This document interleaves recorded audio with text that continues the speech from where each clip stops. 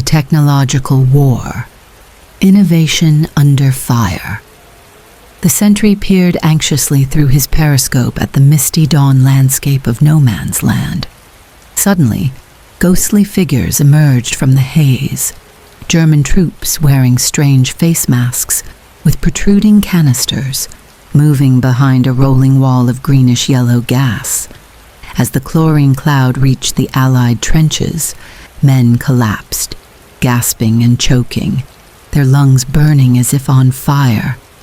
Those who didn't suffocate immediately staggered to the rear, coughing up yellow fluid, their eyes bulging in terror and agony. The Germans had just unleashed a weapon unprecedented in warfare. Poison gas, forever changing the relationship between science, technology, and combat. This scene from the Second Battle of Ypres in April 1915 exemplifies one of World War I's most distinctive but often overlooked aspects, its nature as a technological war where scientific innovation directly shaped battlefield realities. While popular memory focuses on the conflict's human suffering and political consequences, the Great War also represented a pivotal moment in the relationship between technology and warfare, a laboratory of deadly innovation where centuries of military tradition collided with industrial modernity. When the war began in August 1914, few anticipated how radically technology would transform combat over the next 4 years. European armies marched to battle in colorful uniforms, suited for 19th century warfare, with tactics emphasizing offensive spirit and elan. Cavalry units still carried lances and sabers. Artillery relied primarily on direct fire methods, where gunners could see their targets. Military theorists emphasized decisive battles won through bold maneuvers and infantry charges. Few had fully absorbed the lessons of recent conflicts like the Russo-Japanese War, 1904 to 1905, where machine guns, barbed wire, and trenches had already demonstrated the changing nature of the battlefield. Reality delivered a harsh correction. The war's opening months revealed that industrial age firepower had fundamentally altered the military equation. Machine guns could fire 600 rounds per minute, cutting down advancing infantry with devastating efficiency. Quick-firing artillery delivered unprecedented volumes of high-explosive shells. Barbed wire channeled attacking troops into prepared killing zones. By late 1914, these developments had forced armies on the Western Front into continuous trench lines stretching from the Swiss border to the English Channel, creating a deadlock that traditional tactics couldn't break. This stalemate drove an unprecedented wave of military innovation as both sides sought technological solutions to overcome the defensive advantages of trench warfare. While the Western Front has dominated historical accounts of this technological race, similar developments occurred across all theaters, with each front's specific conditions driving particular innovations. The Eastern Front's vast spaces accelerated the development of mobile warfare techniques. The Italian Alpine Front produced specialized mountain warfare equipment. The Middle Eastern campaign saw early applications of armored cars and aircraft in desert conditions. Perhaps the most shocking technological development came with chemical warfare. While tear gas had seen limited use earlier, the German chlorine attack at Ypres on April 22, 1915, marked the first major deployment of lethal gas. Thousands of French colonial troops and Canadian soldiers were killed or injured when 168 tons of chlorine gas was released from over 5,700 cylinders along the German lines. The yellowish-green cloud carried by favorable winds created a gap of nearly 4 miles in Allied defenses. Only German hesitation and Canadian determination prevented a major breakthrough. The initial horror of gas warfare soon gave way to a technological arms race. Allied scientists rapidly developed protective measures, with early improvised masks using urine-soaked cloth. The ammonia neutralized chlorine, giving way to increasingly sophisticated respirators. The Germans introduced phosgene gas in December 1915, which was more lethal than chlorine and harder to detect. By July 1917, they had deployed mustard gas, which caused chemical burns to the skin and eyes, and could persist in the environment for days, making it particularly effective for denying territory. Chemical warfare eventually reached industrial scale. By war's end, approximately 124,000 tons of chemical agents had been deployed, causing about 1.3 million casualties, though only around 90,000 deaths, a relatively low fatality rate that paradoxically made gas a more effective battlefield tool by creating large numbers of injured soldiers requiring resource-intensive medical care. The psychological impact proved equally significant, with gas attacks inspiring particular dread among frontline troops who feared suffocation more than bullets or shells. While chemical weapons represent the most notorious technological innovation of the war, artillery underwent an equally profound transformation. Pre-war artillery doctrine emphasized direct fire, where gun crews could see their targets. Trench warfare demanded indirect fire, where guns positioned miles behind the lines hit targets based on mathematical calculations and map coordinates. This shift required new techniques for calculating firing tables, spotting targets, and coordinating massed barrages. The scale of artillery usage reached unprecedented levels. The British barrage before the Battle of the Somme in 1916 involved 1.5 million shells fired from over 1,400 guns during a 7-day preliminary bombardment. By 1918, artillery had become the dominant cause of casualties, responsible for approximately 60 to 70% of combat deaths. The noise alone proved traumatizing. During major battles, the thunder of guns could be heard in London, over 200 miles from the front. Artillery innovation accelerated throughout the conflict. Counter-battery fire, targeting enemy gun positions based on sound ranging and flash spotting techniques, became increasingly sophisticated. The creeping barrage, where infantry advanced behind a steadily moving curtain of shells, provided protection for attacking troops. Gas shells allowed chemical agents to be delivered with precision, impossible with wind-dependent gas clouds. Heavy howitzers grew in size and power, with Germany's massive 420mm Big Bertha able to demolish concrete fortifications previously considered impregnable. While artillery dominated the battlefield, perhaps no technological development captured public imagination more than military aviation. When war began, aircraft were flimsy reconnaissance platforms made of wood, fabric, and wire, unarmed, and with barely enough power to carry a pilot and observer. By war's end, purpose-built fighters reached speeds of 140 miles per hour, carried multiple machine guns, and engaged in complex aerial combat, while bombers could deliver 1,000-pound payloads hundreds of miles behind enemy lines. This rapid evolution occurred through distinct phases.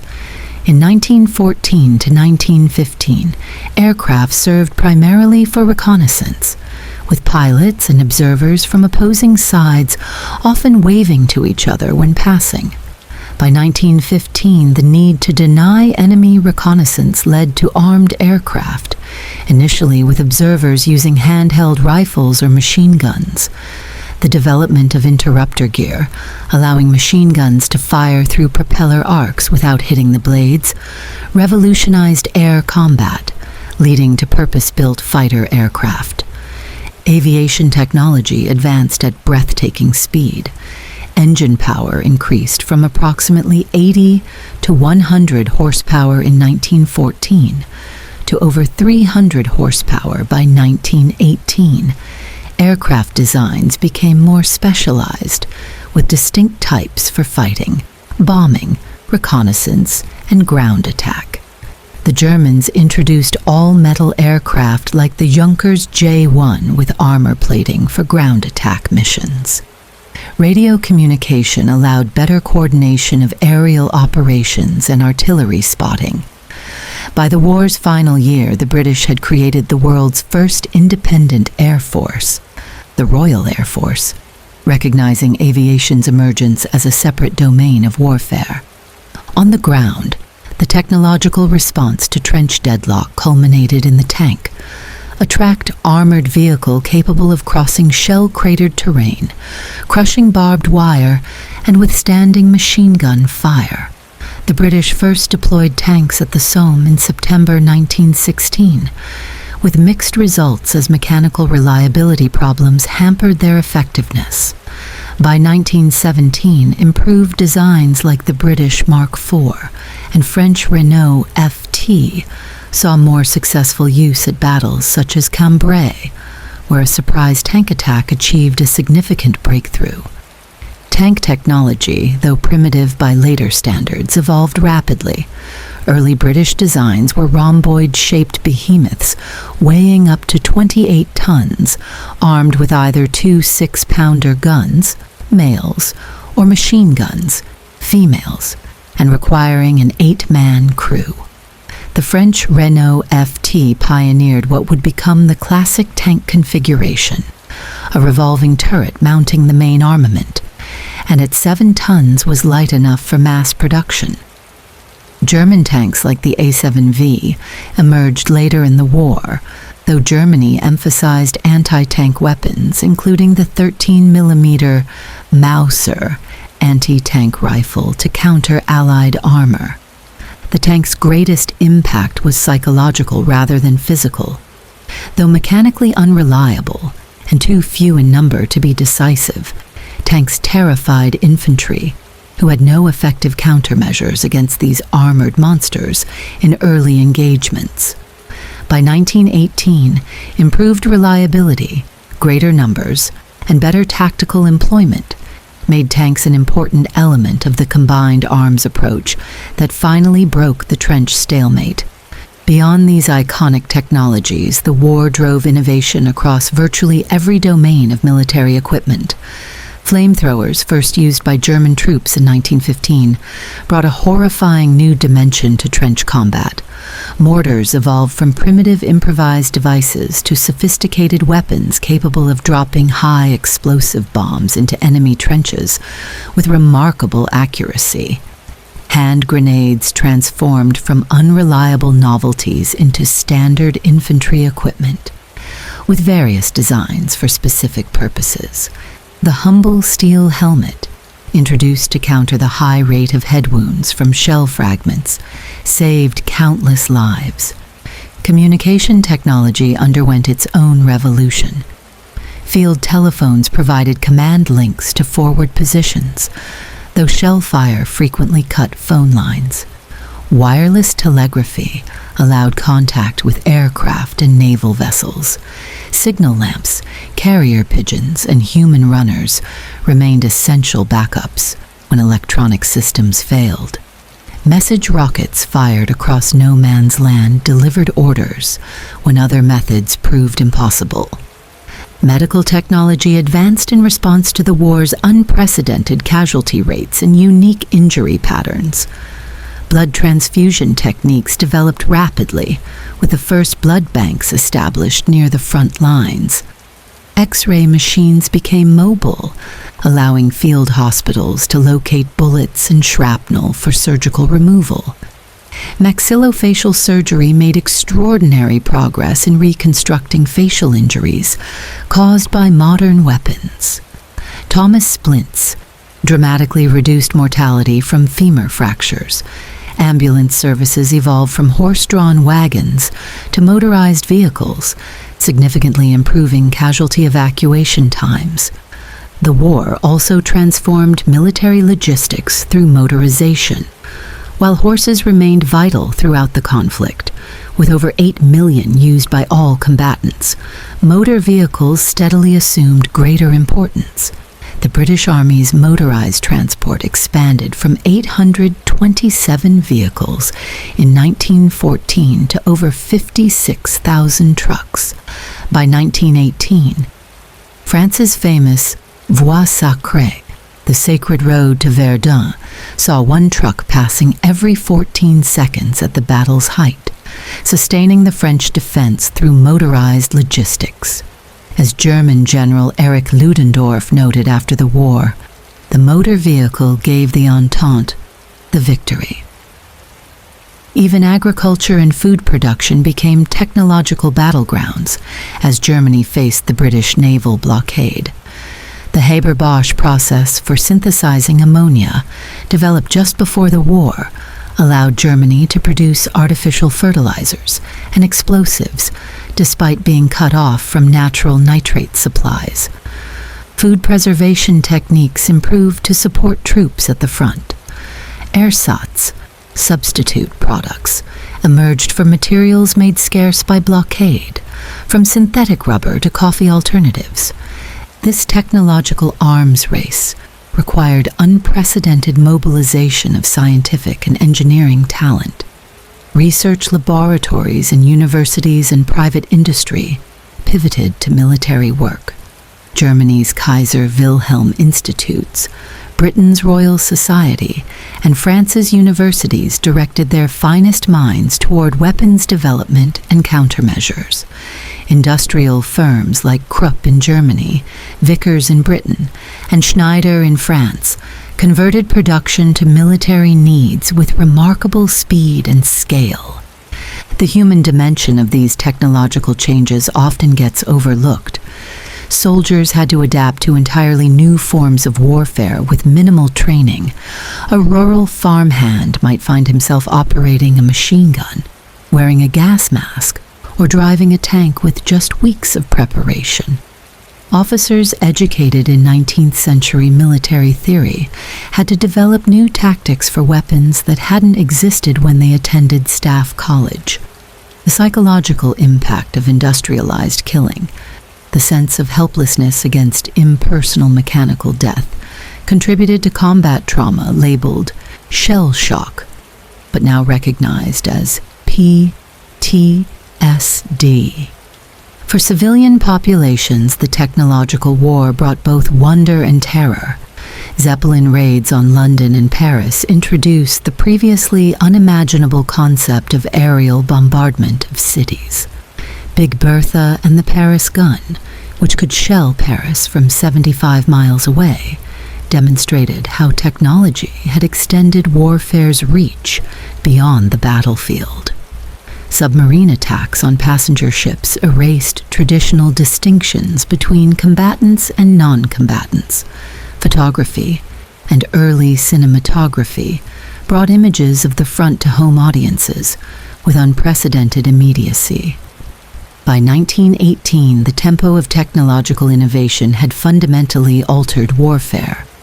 The combined arms tactics that finally broke the trench stalemate integrated infantry, artillery, tanks, and aircraft into coordinated operations that foreshadowed World War II's battlefield doctrines.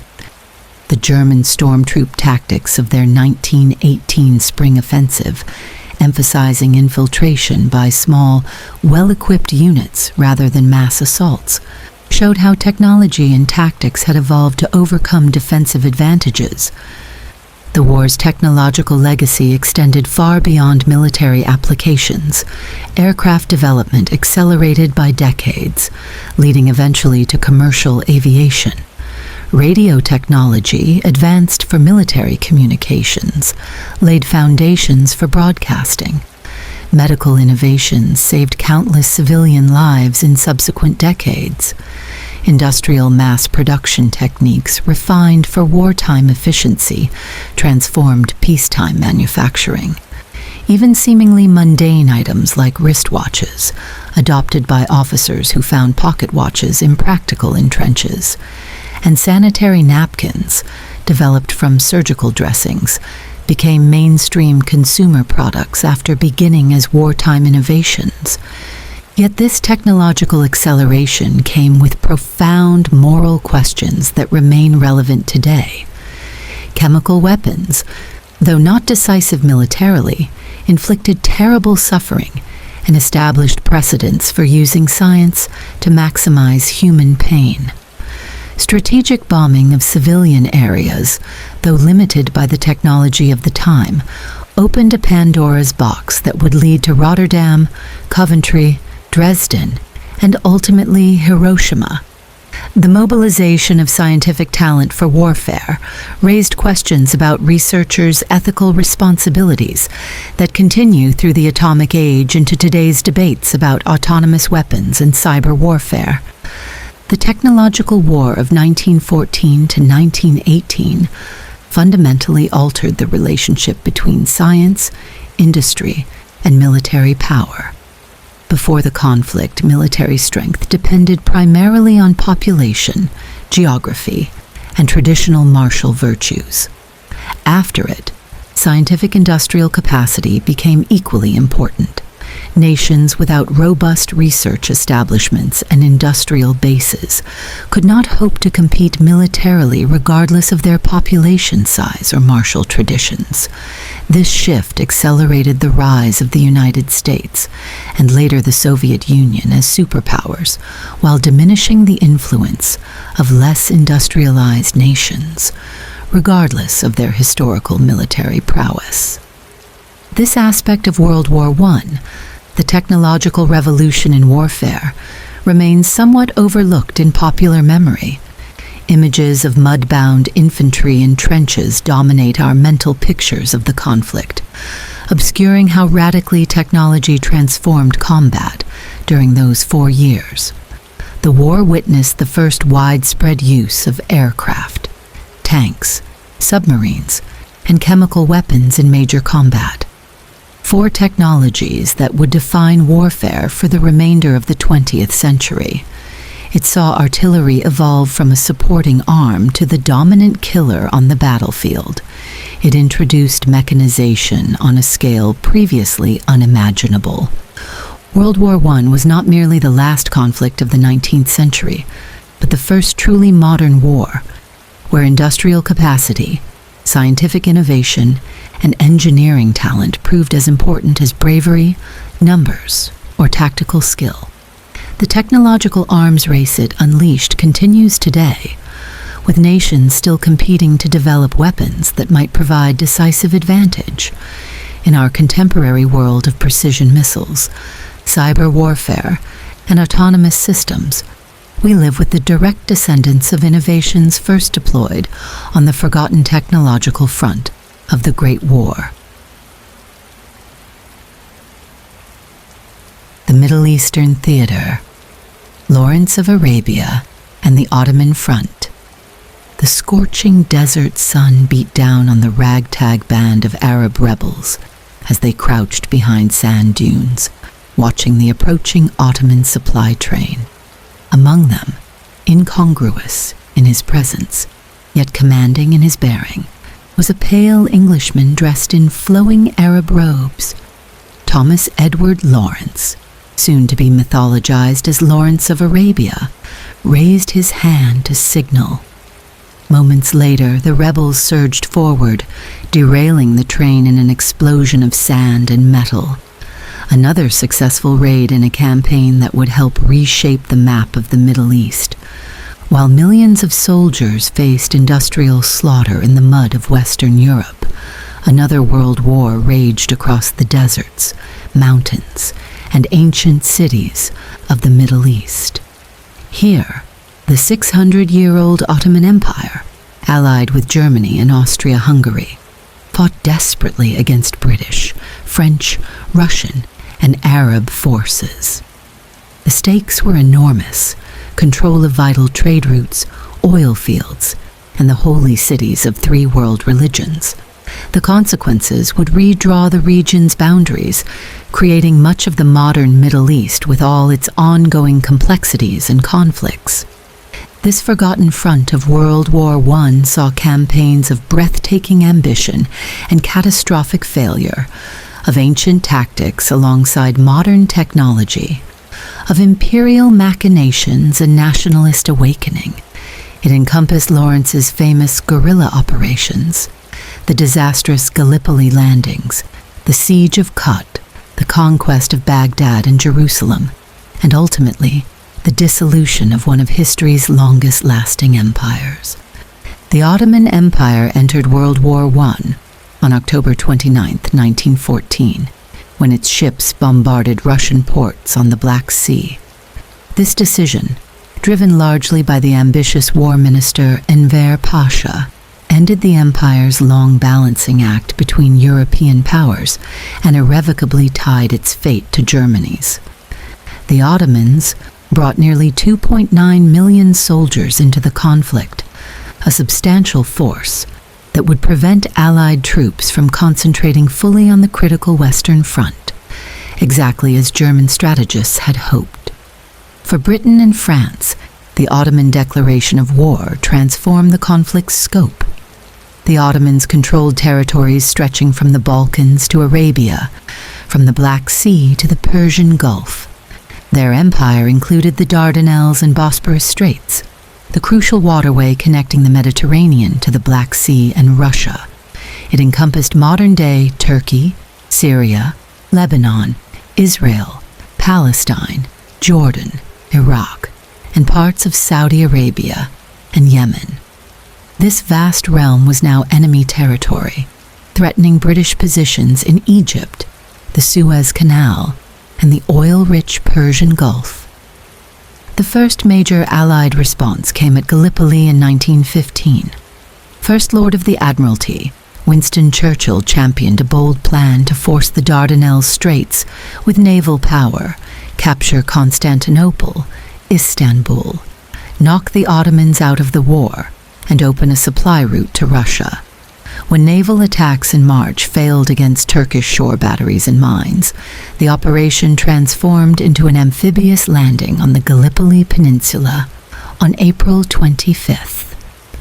What followed was a disaster that would scar the national consciousness of Australia and New Zealand, whose Anzac troops formed the landing's backbone. Ottoman defenders commanded by Mustafa Kemal, later known as Ataturk, founder of modern Turkey, contained the Allied beachheads in brutal fighting. Over 8 months, in conditions of appalling squalor and disease, both sides suffered grievously before the Allies evacuated in December 1915 and January 1916. The campaign cost approximately 250,000 casualties on each side, with disease claiming nearly as many lives as combat. Gallipoli's failure didn't end Allied ambitions in the region. Further east, British forces from India had landed at Basra, in Mesopotamia, modern Iraq, in November 1914 to protect Persian Gulf oil installations. Initial successes encouraged mission creep, and in 1915 the expedition pushed north toward Baghdad under General Charles Townshend. After winning at Ctesiphon but suffering heavy casualties, Townshend retreated to the town of Kut al-Amara, where Ottoman forces surrounded his 13,000 men. The siege of Kut became a 5-month ordeal of starvation and disease. 3 separate relief forces failed to break through, suffering 23,000 casualties in the attempt. On April 29, 1916, Townshend surrendered the largest British force to lay down arms since the American Revolution. Approximately 70% of the British Indian prisoners died in captivity on a brutal forced march. The disaster at Kut, coming after Gallipoli, represented a nadir of British fortunes in the Middle East. Yet 1916 also saw the beginning of another campaign that would prove far more successful: the Arab revolt against Ottoman rule. For centuries, Arab populations had lived under Ottoman sovereignty. By the early 20th century, nationalist sentiments were growing, particularly among educated Arabs exposed to European ideas of self-determination. Ottoman attempts to forcibly Turkify their Arab provinces had caused resentment, as had the increasingly secular policies of the Young Turk government that had seized power in 1908. Hussein bin Ali, the Sharif of Mecca and custodian of Islam's holiest sites, emerged as a leader of Arab resistance. Through his sons Abdullah and Faisal, he negotiated with British officials in Egypt, who promised support for an independent Arab state in return for rebellion against Ottoman rule. In June 1916, Hussein declared independence, and Arab forces began attacking Ottoman garrisons and the vital Hejaz Railway that connected Damascus to Medina. Enter T.E. Lawrence, archaeologist, mapmaker, and junior British intelligence officer who would become the revolt's most famous figure. Sent to assess Hussein's rebellion, Lawrence recognized the potential for guerrilla warfare to tie down Ottoman forces. More importantly, he formed a close bond with Prince Faisal, Hussein's third son, and the revolt's military leader. Together, they would transform the campaign from a local uprising into a major theater of the war. Lawrence understood that the Arabs could not defeat Ottoman forces in conventional battle, but could excel at raiding supply lines, attacking isolated garrisons, and then melting back into the desert. To make war upon rebellion is messy and slow, like eating soup with a knife, he observed. By focusing on the Hejaz Railway, blowing up trains, tracks, and bridges, Lawrence and his Arab allies forced the Ottomans to commit thousands of troops to guard duty rather than frontline combat. The Arab revolt's most spectacular success came in July 1917, when Lawrence led a small force on a daring 600-mile camel journey through supposedly impassable desert to attack the Ottoman port of Aqaba from the landward side, where its defenses were weakest. The capture of Aqaba provided the Arabs with a supply port and linked their operations with British forces, advancing from Egypt under General Edmund Allenby. By 1917, British fortunes in the Middle East had improved dramatically. A new offensive in Mesopotamia under General Frederick Stanley Maude recaptured Kut in February and took Baghdad in March. In Palestine, after two failed attempts to take Gaza, Allenby's Egyptian Expeditionary Force outflanked Ottoman defenses with a surprise attack at Beersheba in October. On December 11th, 1917, Allenby entered Jerusalem on foot as a sign of respect for the Holy City, the first Christian leader to control Jerusalem since the Crusades. These military successes unfolded against a complex diplomatic backdrop that would ultimately betray many of the promises made to Arab allies. Even as they supported Hussein's revolt with gold and weapons, the British and French had secretly negotiated the Sykes-Picot Agreement in 1916, dividing much of the post-war Middle East into their respective spheres of influence.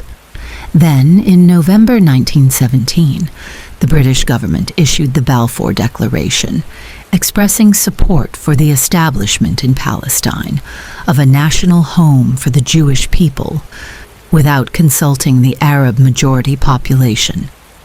These contradictory commitments to Arab independence, to imperial control, and to Zionist aspirations created a legacy of distrust and conflict that continues to this day.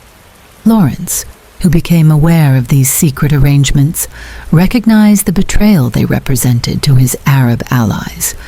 but continued fighting in hopes of strengthening the Arab position at any eventual peace conference. The final year of war saw the complete collapse of Ottoman power. Allenby's forces, including substantial Indian, Australian, New Zealand, and Jewish units, launched a massive offensive in September 1918. The Battle of Megiddo, a name resonant with biblical prophecy, featured cavalry charges alongside armored cars and aircraft in one of history's last great mounted campaigns.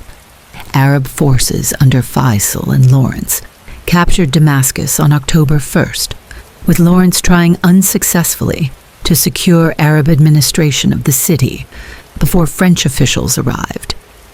On October 30th, 1918, the Ottoman Empire signed the Armistice of Mudros aboard a British warship, ending its participation in the war and its existence as a major power. The sick man of Europe, as the empire had long been known, finally succumbed after over 600 years.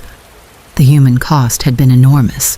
The Ottomans lost approximately 725,000 dead, including 85,000 in combat, 400,000 to disease, and 240,000 in the Armenian genocide that the wartime government had perpetrated.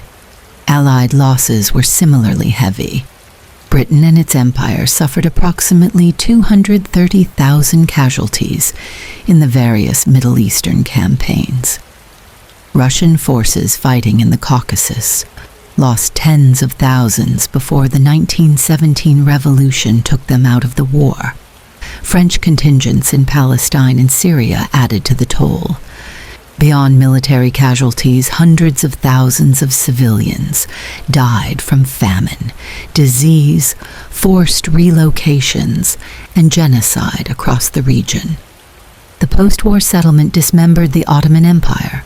The 1920 Treaty of Sèvres imposed harsh terms, stripping away all non-Turkish territories and even placing parts of Anatolia under Greek, Italian, and French control.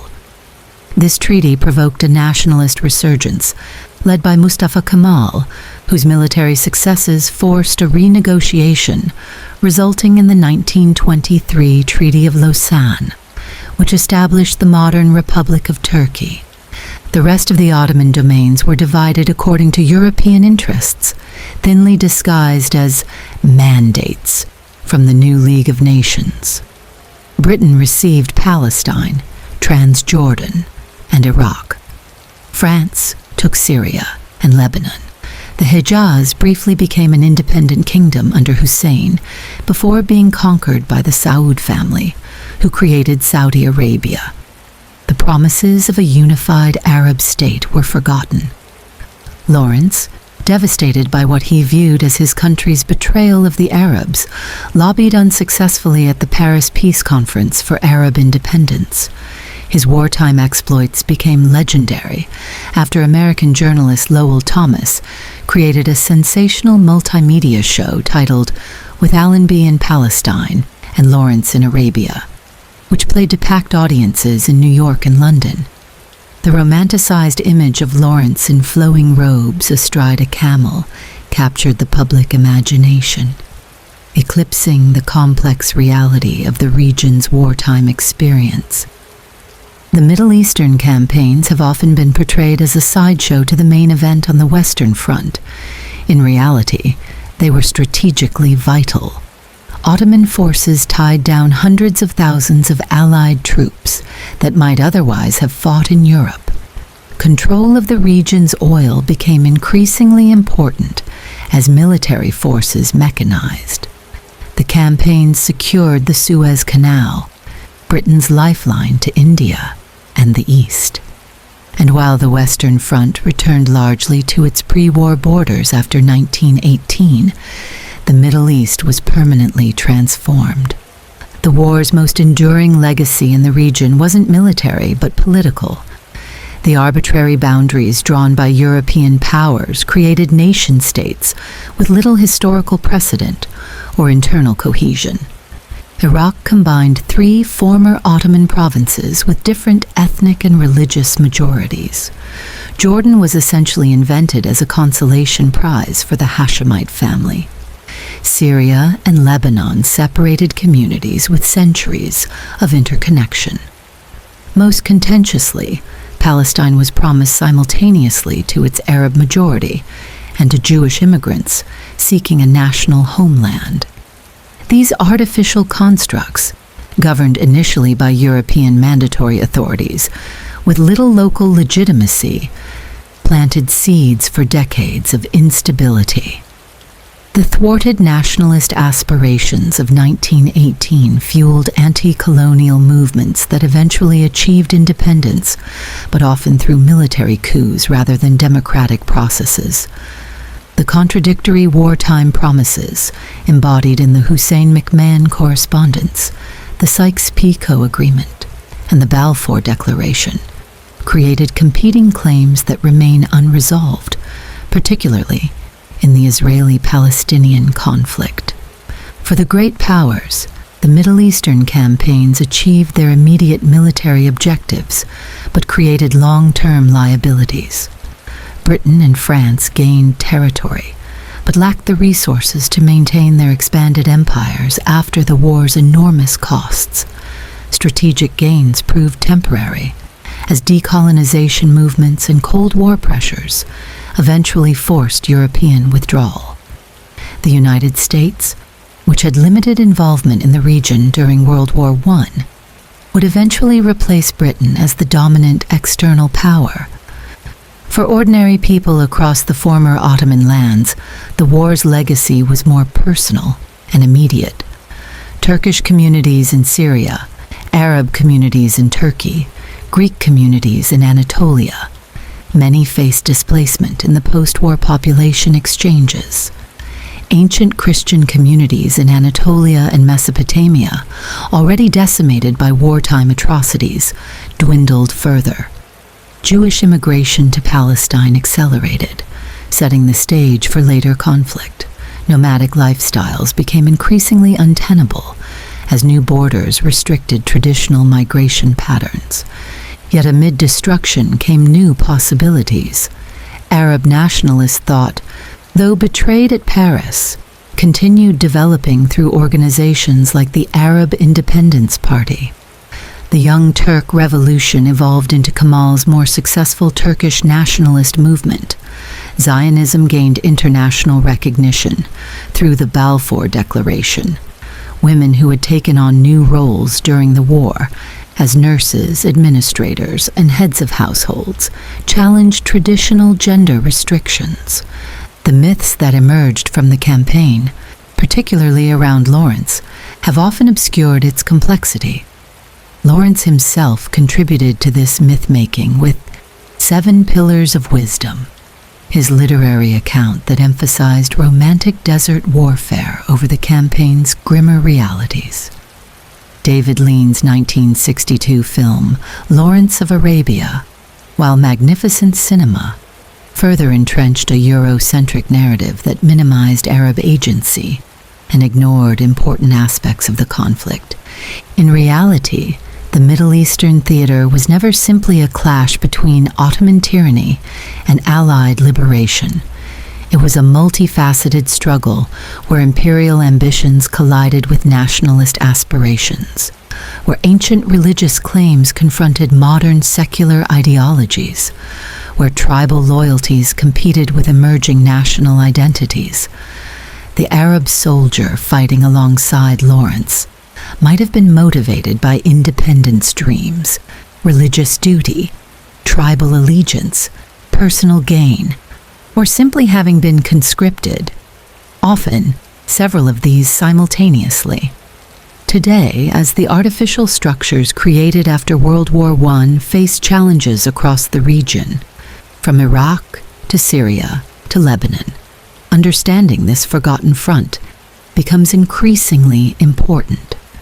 The boundaries drawn on maps by British and French officials a century ago continue to shape lives and conflicts. The promises made and broken during the war still resonate, in contemporary political discourse, and the complex legacies of colonial rule, nationalist awakening, and religious identity that emerged from the conflict remain central to the region's ongoing struggles. When Lawrence and his Arab allies ambushed Ottoman trains in the desert, when British imperial forces struggled through Mesopotamian marshes, when Allenby's multinational army marched into Jerusalem, they were not merely fighting another campaign in the Great War. They were laying the foundations, for better and worse, of the modern Middle East. Home fronts and civilian experiences, the total war concept. The young woman wiped sweat from her brow as she adjusted her headscarf and returned to the deafening task of loading 75mm artillery shells. Her hands were yellow from the TNT powder, a badge of honor among munition workers they nicknamed Canary Girls. Just months earlier, she had been a domestic servant. Now she was part of an army of women whose labor kept the guns firing at the front. In a nearby neighborhood, a mother clutched a telegram, her world collapsing around the words, "Regret to inform you." On the same street, households meticulously tracked their weekly rations, while posters exhorted civilians to greater sacrifice for victory. This was the home front of World War I, a battlefield without trenches, but no less crucial to the war's outcome. While histories of the Great War often focus on the military campaigns where millions of men fought and died, the conflict represented humanity's first experience of total war, a struggle that mobilized entire societies, blurred distinctions between combatants and civilians, and transformed daily life for populations hundreds of miles from the fighting. These home front experiences constitute one of the war's most important but often overlooked dimensions. When European powers went to war in August 1914, most expected a short, decisive conflict. Military planners had prepared for battles, not sustained national mobilization. Civilians greeted the war's outbreak with patriotic celebrations, rather than grim determination for years of sacrifice. The lights are going out all over Europe. We shall not see them lit again in our lifetime. British Foreign Secretary Sir Edward Grey supposedly remarked as the crisis deepened. Few appreciated how prophetic these words would prove, not just for the battlefronts, but for civilian society itself. As the conflict expanded in scale and duration, governments recognized that victory required more than military success. It demanded mobilizing every aspect of national life. Industry had to convert to war production. Agriculture needed to maximize output despite labor shortages. Civilians had to accept restrictions on consumption. Women had to enter workplaces previously dominated by men.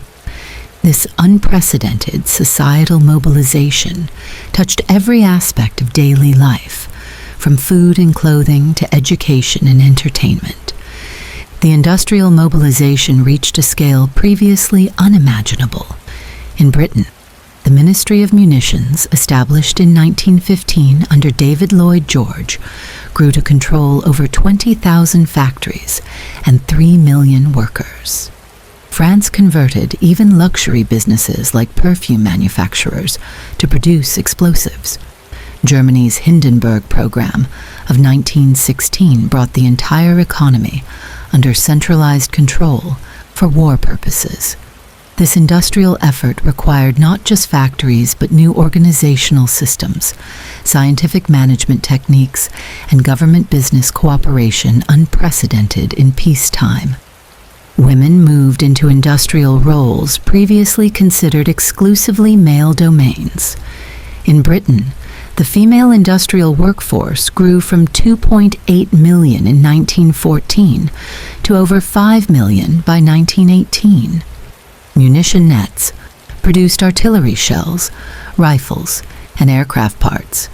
Women operated heavy machinery, drove ambulances and buses, and served as police officers and firefighters.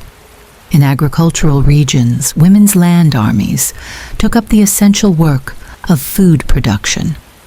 Though often intended as temporary wartime measures, these changes fundamentally altered gender relations and expectations in ways that outlasted the conflict. Food became a critical front in the war effort. Britain's reliance on imports made it vulnerable to Germany's submarine campaign, which sought to starve the island nation into submission. By 1917, Britain had only 6 weeks of food reserves remaining, prompting the introduction of a comprehensive rationing system. Germany faced even more severe shortages due to the British naval blockade, with civilian food consumption falling to about 1,000 calories per day by 1917, less than half pre-war levels. The notorious turnip winter of 1916 to 1917 saw Germans subsisting largely on turnips after potato and grain crops failed. An estimated 424,000 German civilians died from malnutrition and related diseases during the war. Governments developed sophisticated propaganda systems to maintain civilian morale and commitment to the war effort. Posters with slogans like, "Daddy, what did you do in the Great War?" used guilt and social pressure to encourage enlistment. Newspapers published carefully managed war news, often concealing the worst disasters. Films depicted heroic soldiers and nefarious enemy atrocities. Even children's toys and games were repurposed for patriotic messaging. This propaganda machinery represented an unprecedented peacetime intrusion of the state into cultural and informational spheres. The financial demands of the war transformed economic life for ordinary citizens. Governments introduced new taxes, sold war bonds to citizens, and increased money supply, often leading to inflation that eroded savings and fixed incomes. Britain's national debt rose from £650 million in 1914 to £7.4 billion by 1919.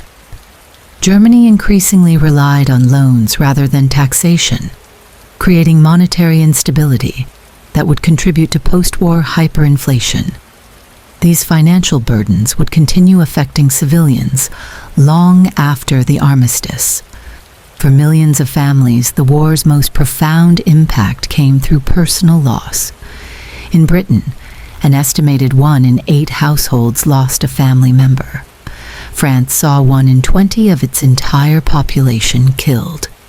Bereavement became a mass experience, creating what some historians have called societies of mourning.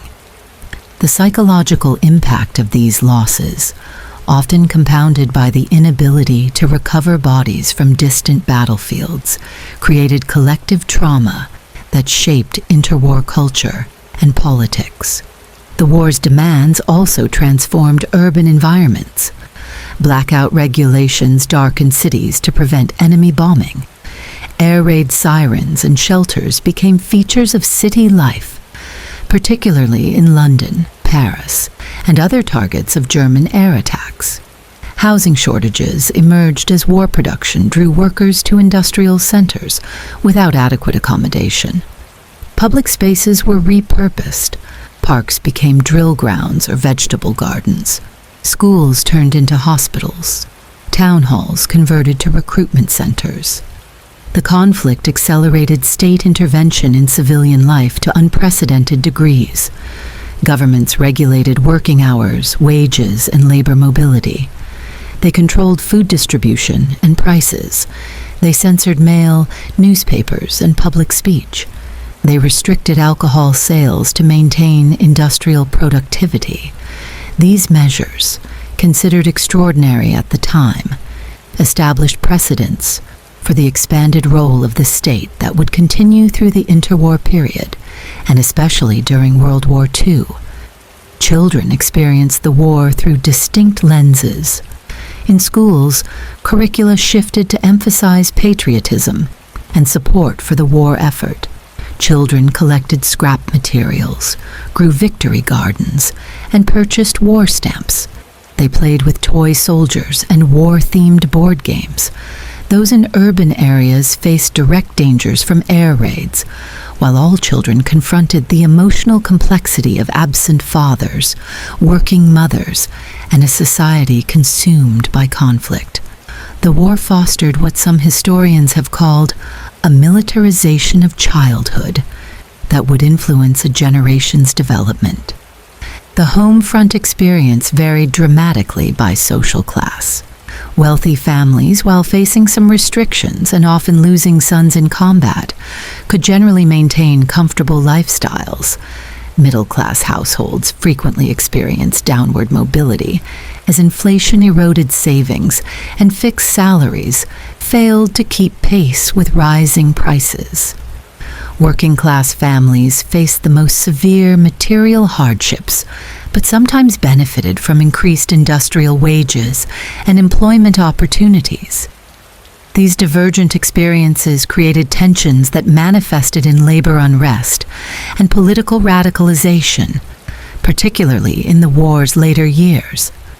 For colonized peoples drawn into the imperial powers conflict, the war brought distinct challenges.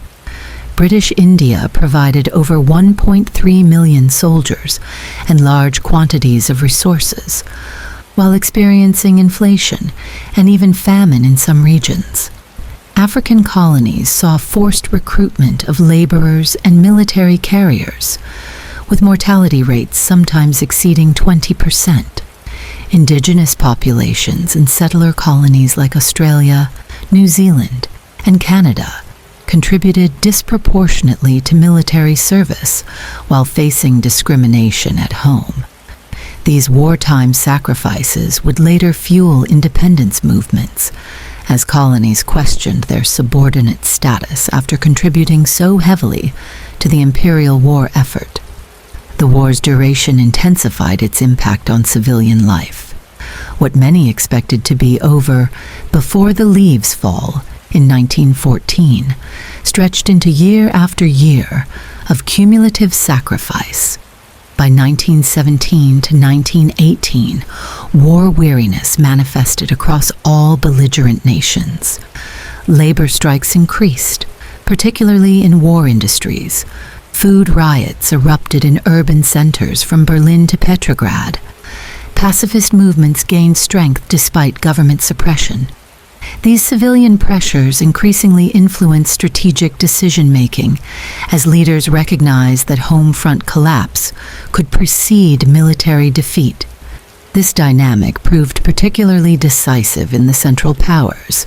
Germany's turnip winter of 1916 to 1917 caused severe malnutrition among civilians. Austria-Hungary faced even more desperate conditions as its multinational structure fragmented under wartime pressures. By October 1918, civilian protests, military mutinies, and political disintegration converged to force armistice negotiations, even though German forces still occupied substantial enemy territory. The home front had collapsed before the military front. The Allied powers, while facing significant civilian hardship, generally maintained more effective home front organization. Britain's comprehensive rationing system, though implemented relatively late, distributed scarce food more equitably than Germany's approach. France benefited from agricultural self-sufficiency and strong centralized administration. The United States, entering the war in 1917 with fresh resources, avoided the worst civilian deprivations while implementing sophisticated systems of economic and social mobilization through the War Industries Board and Committee on Public Information. The war accelerated technological and social changes affecting civilian life. Electrification spread more rapidly as war industries demanded reliable power. Motor vehicles became more common as military production improved designs and created trained drivers and mechanics. Sanitation and public health measures advanced in response to wartime disease threats. Women's fashion simplified permanently, abandoning restrictive pre-war styles for more practical clothing suitable for work environments. These material changes would outlast the conflict itself. Communication between the battlefront and home front created complex emotional dynamics. Soldiers' letters home, subject to censorship, often concealed the worst horrors to protect family members from worry.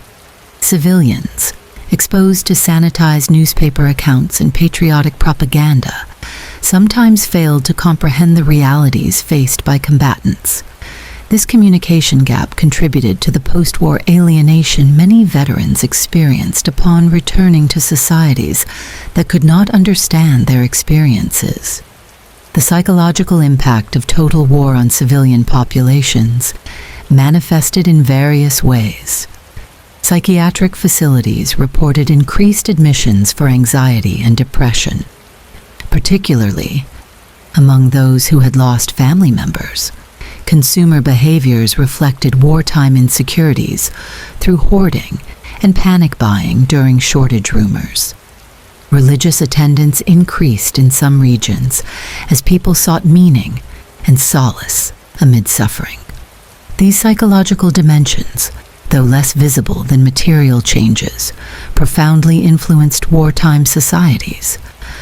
Medical crises affected civilian populations beyond combat casualties. The influenza pandemic of 1918 to 1919, accelerated by wartime movement of troops and resources, killed an estimated 50 million people worldwide, far more than the war itself.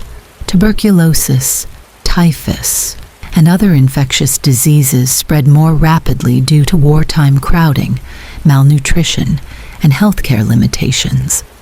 The diversion of medical personnel and resources to military needs left civilian populations with reduced access to healthcare precisely when they faced increased health threats.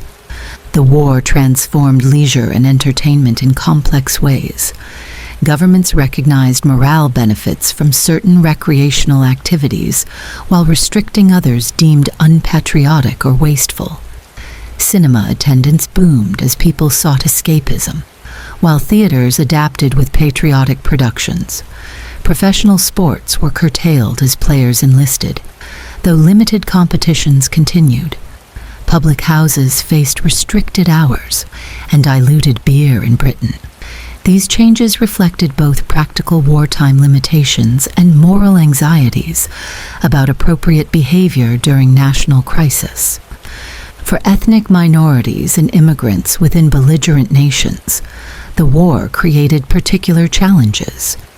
German Americans faced intense suspicion and sometimes violence in the United States, with German-language publications banned and cultural expressions suppressed. Russian residents in Britain encountered similar hostility after the Bolshevik Revolution. Jewish communities throughout Eastern Europe suffered devastation as combat repeatedly swept across their communities, with civilians often caught between advancing and retreating armies that both harbored anti-Semitic attitudes. As the conflict finally ended in November 1918, civilians faced the complex transition to peace. Demobilized soldiers returned to communities transformed by their absence. Women workers faced pressure to relinquish jobs to returning men. Grieving families struggled to create meaning from their losses. Economic systems warped by years of military production required painful readjustment. The emotional release of victory celebrations quickly gave way to the challenges of reconstruction amid physical destruction, financial instability, and psychological trauma. The legacy of the home front experience proved enduring and complex. Women's wartime employment contributed significantly to expanded suffrage, with Britain, Germany, and the United States all extending voting rights to women. Shortly after the war, labor movements emerged stronger in many countries, having demonstrated their essential role in war production. Government intervention in economic and social spheres, established during the emergency, created precedents for welfare state development in subsequent decades. Perhaps most significantly, the total war experience forever altered the relationship between civilians and warfare. Future military planners recognized that national resilience and industrial capacity were as important as battlefield tactics. The distinction between combatants and non-combatants, already blurred by submarine warfare and aerial bombing during 1914 to 1918, would further erode in subsequent conflicts. World War II would see civilian populations explicitly targeted through strategic bombing and occupation policies, building directly on Great War precedents. Today, as we remember World War I, returning attention to the home front experience provides essential context for understanding the conflict's full dimensions. The war was not merely won in the muddy trenches of Flanders or the mountain passes of the Italian front, but in the factories, fields, kitchens, and public squares of belligerent nations. The ability to mobilize civilian populations, their labor, resources, and emotional commitment proved as decisive as military strategy or battlefield courage. The munition worker with TNT-stained hands, the mother opening a dreaded telegram, the child collecting scrap metal for the war effort, the family gathered around an increasingly sparse dinner table. These civilian participants in total war deserve recognition alongside the soldiers whose sacrifices have dominated our historical memory. Their forgotten front, the home front, represents a crucial dimension of a conflict that transformed not just international boundaries, but the very nature of the societies engaged in it. Forgotten allies, Portugal, Siam, and other minor powers. The trenches of northern France had never seen soldiers quite like these. Wrapped in distinctive pugrees, instead of the standard-issue British helmets, men from Portuguese colonial Goa, Indian Sikhs, Nepalese Gurkhas, West African infantrymen, Maori warriors from New Zealand, and Chinese laborers toiled alongside Portuguese infantrymen. Many had traveled thousands of miles from homes in tropical climates to fight in the cold mud of Europe for empires and nations most had never seen. These diverse forces represented the global nature of the World War, a conflict that drew in populations from every inhabited continent, but whose contributions have often vanished from historical memory. World War I is commonly remembered through the experiences of the major powers: Britain, France, Germany, Russia, the United States, Austria-Hungary, and Italy. Yet the conflict involved dozens of other nations and colonial territories whose soldiers, laborers, resources, and sacrifices proved crucial to the war's outcome. These forgotten allies represent one of the war's most overlooked dimensions, the truly global mobilization that helped determine its result and shaped the post-war world. Few nations exemplify this forgotten contribution better than Portugal. When war erupted in 1914, Portugal initially declared neutrality, despite its long-standing alliance with Britain, dating back to 1386. The oldest continuous alliance in world diplomacy. Portugal's republican government, established just 4 years earlier after overthrowing the monarchy, faced domestic instability that complicated foreign policy. Internal divisions emerged between interventionists, who believed participation would secure Portugal's colonial possessions and international standing, and anti-interventionists concerned about military unpreparedness and economic disruption. Tensions with Germany escalated even during Portuguese neutrality. Portugal allowed Allied use of its ports and provided covert support. In 1916, At Britain's request, Portugal seized German ships interned in Portuguese ports. Germany responded with a declaration of war on March 9, 1916, drawing Portugal officially into the conflict. Portuguese forces would ultimately serve on 3 continents: Europe, Africa, and the Atlantic, making significant, though often overlooked, contributions to the Allied cause. The Portuguese Expeditionary Corps, CEP, deployed to the Western Front in early 1917, eventually numbering about 56,000 men, serving under British operational command in Flanders. Inadequately equipped and trained for trench warfare's harsh realities, these troops nonetheless held a 7.5-mile section of the front line near Neuve-Chapelle. During the German spring offensive of 1918, Portuguese forces bore the brunt of a major attack at the Battle of La Lys on April 9th, suffering approximately 7,500 casualties, with many taken prisoner. Despite this defeat, Portuguese units remained on the Western Front until the war's end, participating in the final Allied offensive. In Africa, Portugal fought to defend its colonies of Angola and Mozambique against German incursions from neighboring territories. The African campaigns involved diverse forces including metropolitan Portuguese troops, indigenous African units, and local militias. Fighting in East Africa continued until after the European armistice, with Portuguese forces participating in the pursuit of the elusive German commander von Lettow-Vorbeck. These colonial campaigns, though involving smaller numbers than the European front, stretched Portugal's limited military resources across multiple theaters.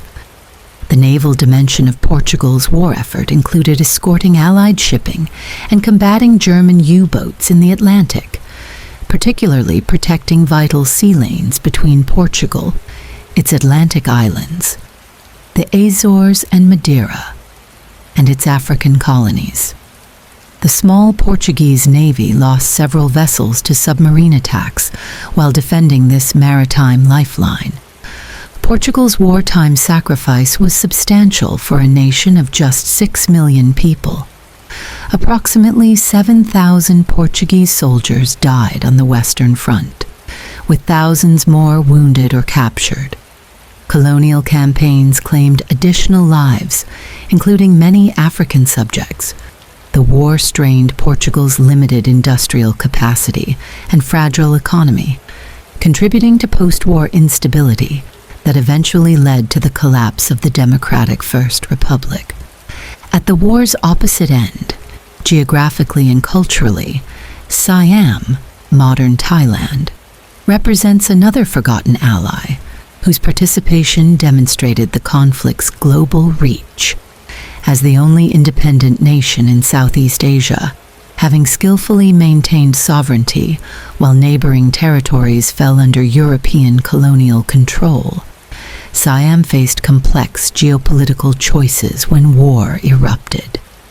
Under King Vajiravud, Rama VI, the country initially declared neutrality. Siam's entry into the war came through a carefully calculated decision by the king, who recognized an opportunity to strengthen the nation's international standing and revise unequal treaties imposed by Western powers during the 19th century. On July 22, 1917, Siam declared war on Germany and Austria-Hungary, impounding German ships, interning German nationals, and seizing German properties. Most significantly, Siam sent an expeditionary force of approximately 1,300 men to Europe, including pilots, medical personnel, and an aviation squadron. Siamese volunteering for military service far exceeded the available positions, reflecting national enthusiasm for participation.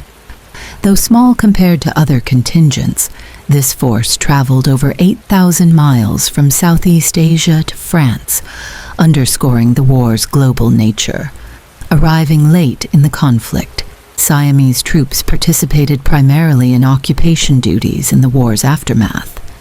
Siam's contribution yielded diplomatic benefits at the Paris Peace Conference, where it participated as a victorious power and secured the revision of unequal treaties with the United States, France, and Britain in subsequent years.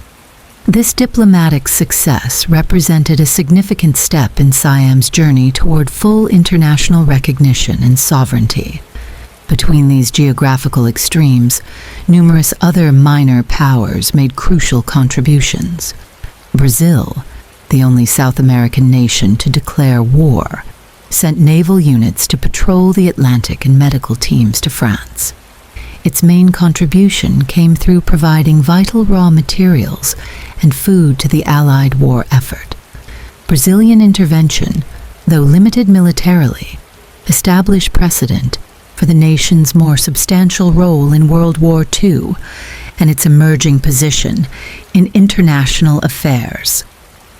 Greece experienced particularly complex involvement due to its internal political division between King Constantine I, who favored neutrality with German sympathies, and Prime Minister Eleftherios Venizelos, who supported the Allied cause. This national schism effectively split the country, with Venizelos establishing a rival pro-Allied government in Thessaloniki. By 1917, Allied pressure forced Constantine's abdication, bringing Greece officially into the war. Greek forces subsequently participated in the breakthrough at the Macedonian front that knocked Bulgaria out of the war in 1918.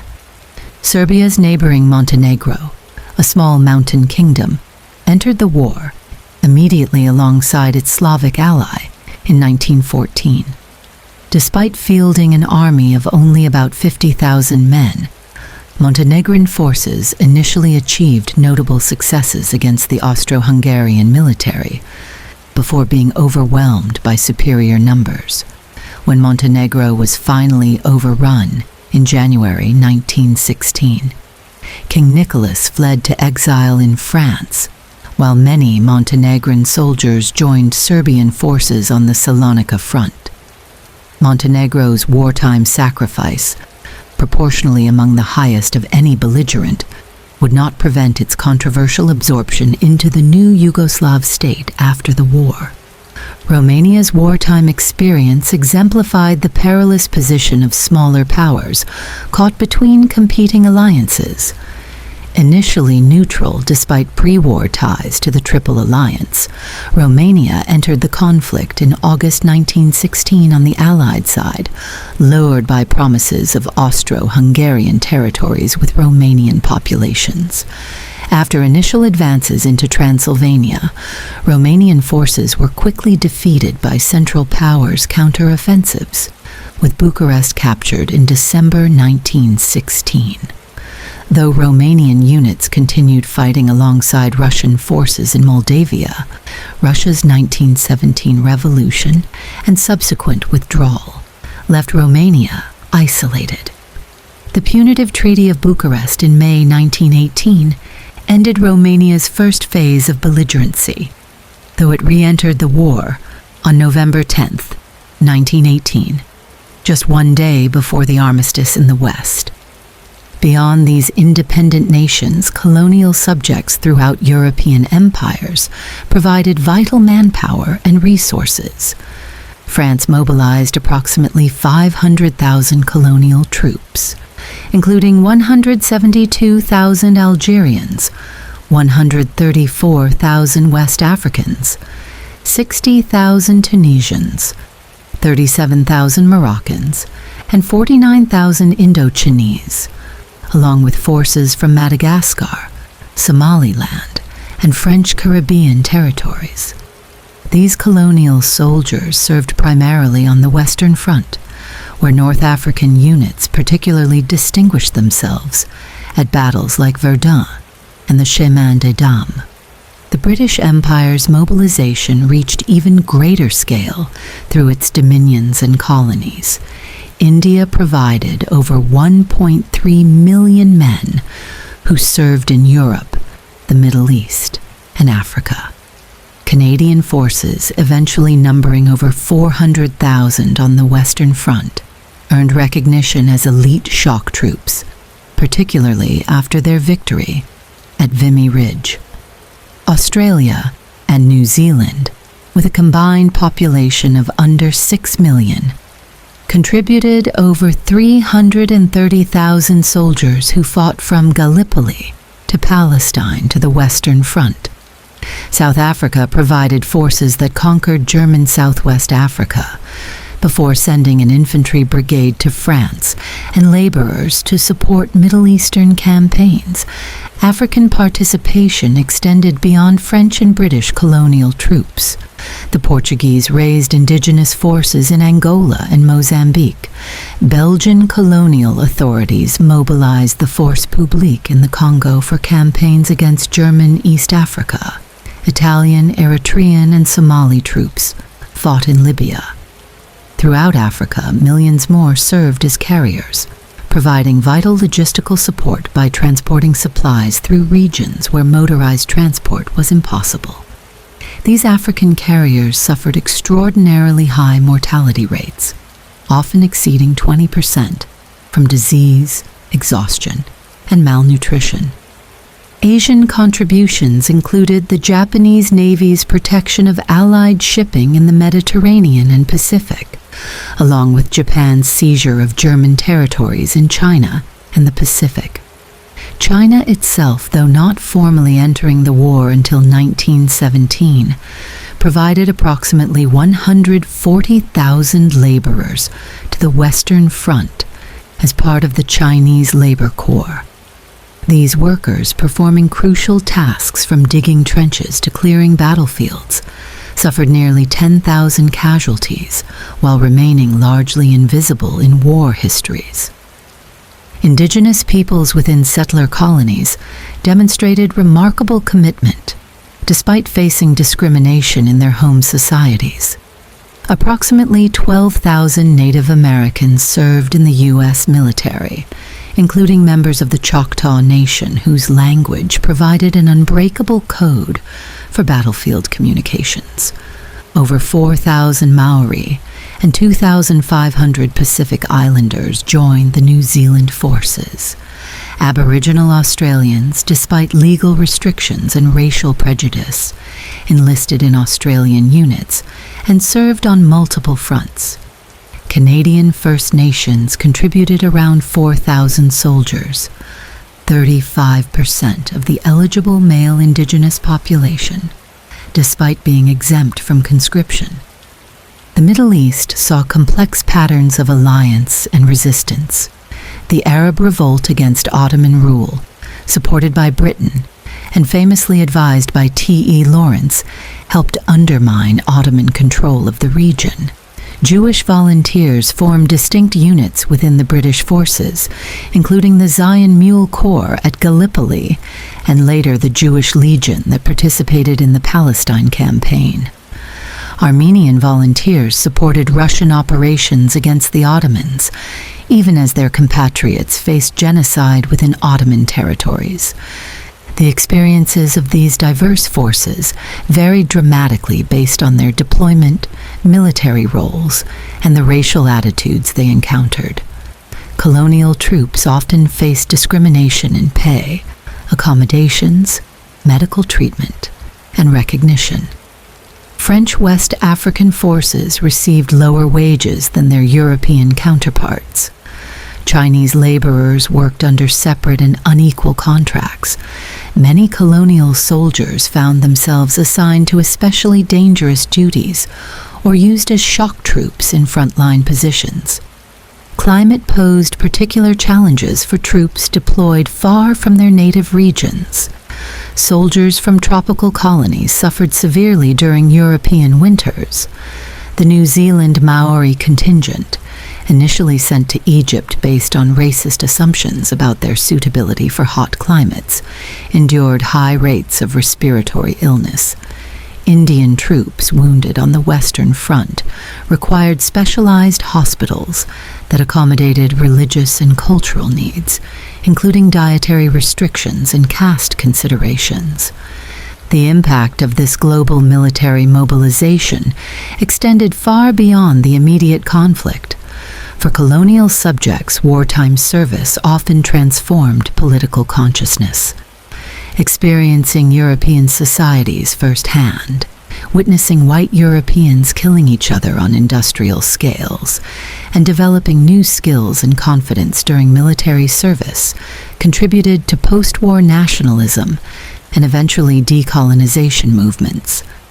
As Senegalese novelist and veteran Bakari Diallo later wrote, "I have seen another world. I cannot be as I was before." For small nations like Portugal, Siam, and others, participation represented attempts to secure favorable post-war diplomatic positions. The results proved mixed. Portugal retained its colonies, but gained little at Versailles, and soon descended into political instability. Siam successfully revised unequal treaties and enhanced its international standing. Montenegro lost its independence entirely. Romania eventually secured significant territorial gains despite its military defeats. These varied outcomes demonstrated the complex relationship between wartime contributions and post-war rewards. The diverse experiences of these forgotten allies reveal important dimensions of the war often overlooked in Western-centric accounts.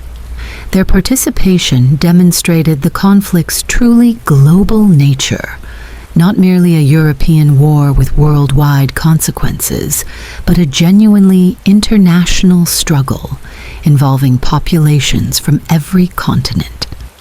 Their sacrifices highlight the asymmetrical nature of the alliance systems, where smaller nations and colonial subjects often paid disproportionate prices for causes not fundamentally their own.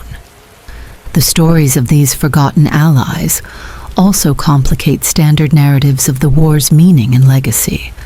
For European colonial powers, the conflict represented a civilizational struggle for democratic values and the rule of law. Yet these same powers maintained colonial systems that denied basic rights to the very subjects fighting for civilization and democracy. This contradiction became increasingly untenable in the post-war world, accelerating challenges to imperial legitimacy. Historical memory has further marginalized these diverse contributions. War memorials, commemorations, and cultural representations have typically centered on the experiences of soldiers from the major powers. Portuguese casualties received little recognition outside their own country. Colonial troops often went uncredited in official histories. Languages other than those of the major powers rarely feature in popular depictions of the conflict. This historical erasure compounds the wartime inequalities many of these forces experienced. Recent scholarship has begun recovering these forgotten dimensions of the war. Archaeological work on Western Front battlefields has uncovered evidence of the diverse forces present, from distinctive religious artifacts used by colonial troops to Chinese coins lost by labor corps workers. Oral history projects have recorded testimonies from descendants of colonial veterans. Museums and memorial sites increasingly acknowledge the multinational character of the forces that fought across all theaters. Commemorating these forgotten allies provides a more complete understanding of the conflict's nature and legacy. The participation of dozens of nations and countless colonial territories underscores that the world in World War was not merely rhetorical, but literal. The war mobilized human and material resources from every inhabited continent, drawing millions into a struggle that would transform their societies, regardless of geographic distance, from the primary battlefields.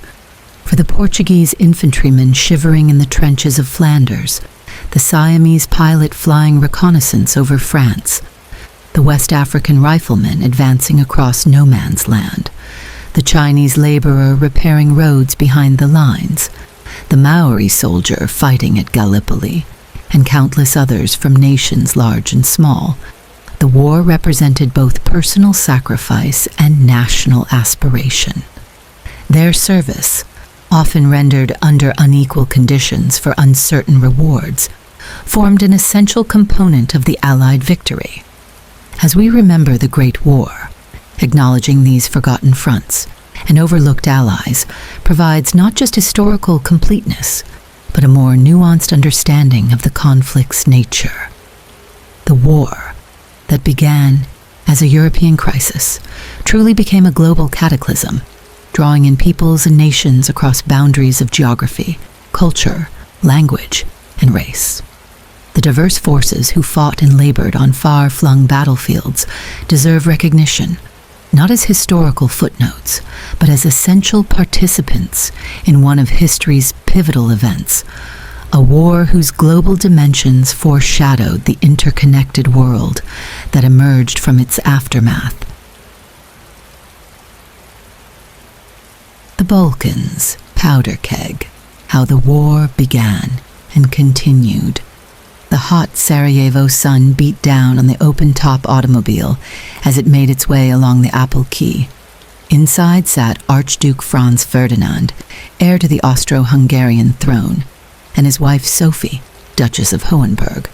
Just hours earlier, they had narrowly escaped death when a bomb thrown by a Serbian nationalist bounced off their vehicle and injured officers in the following car. Now, after completing the official program at the town hall, their motorcade had taken a wrong turn. As the driver stopped to reverse, a thin young man stepped forward from the crowd, raised a pistol, and fired twice at point-blank range. It was June 28, 1914, and in those fatal moments, 19-year-old Gavrilo Princip ignited the fuse that would detonate the powder keg of European tensions. Within 6 weeks, the major powers of Europe would be at war.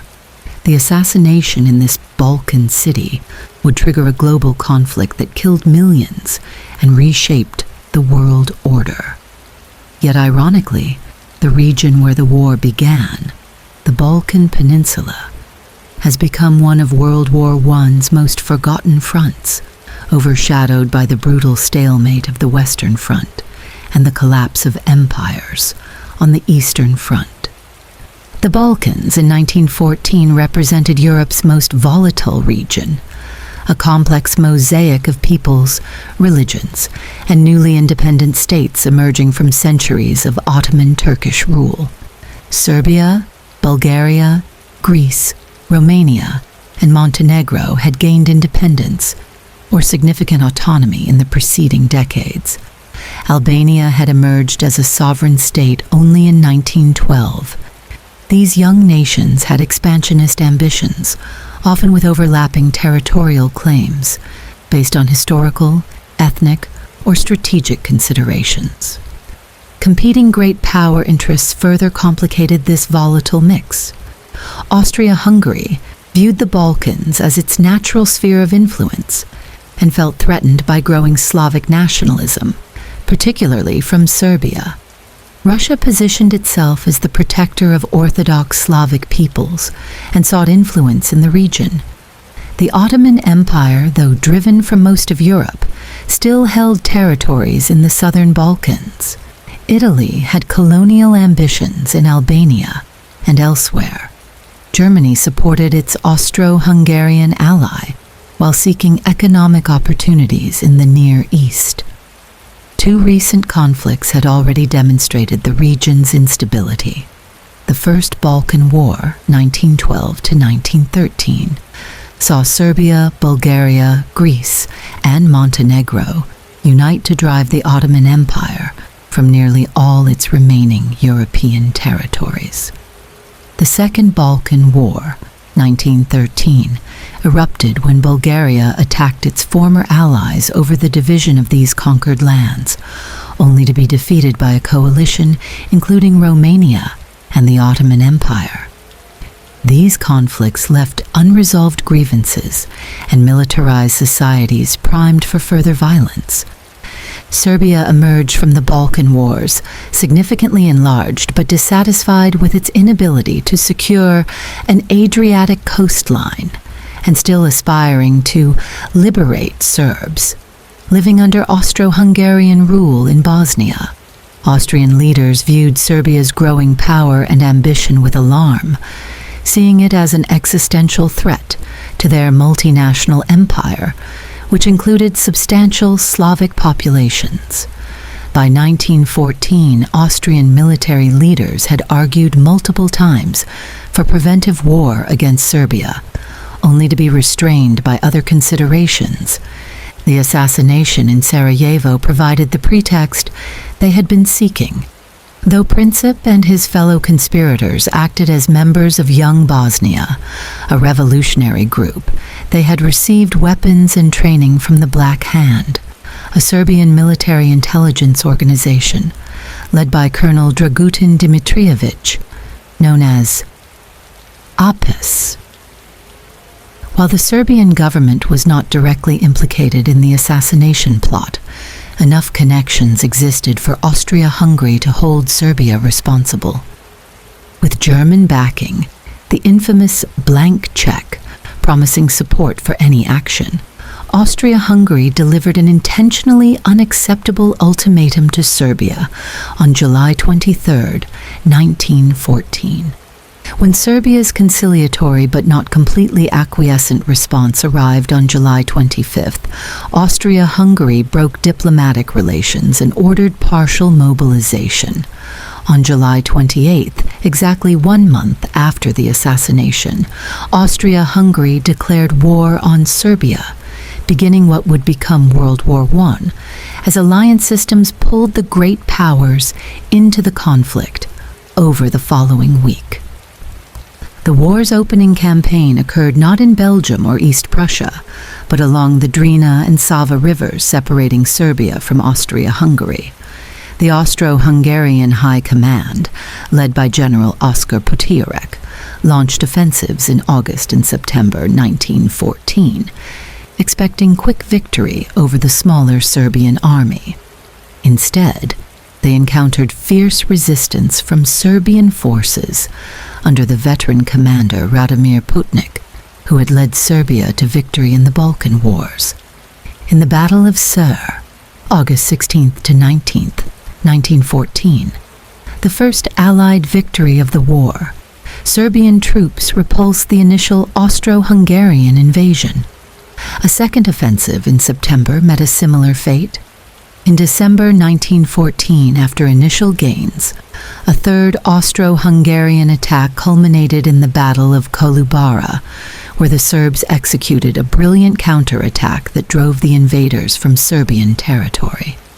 By the end of 1914, the nation that Austria-Hungary had expected to crush in a punitive expedition had instead inflicted approximately 227,000 casualties on imperial forces while maintaining its independence. This remarkable Serbian resistance came at enormous cost.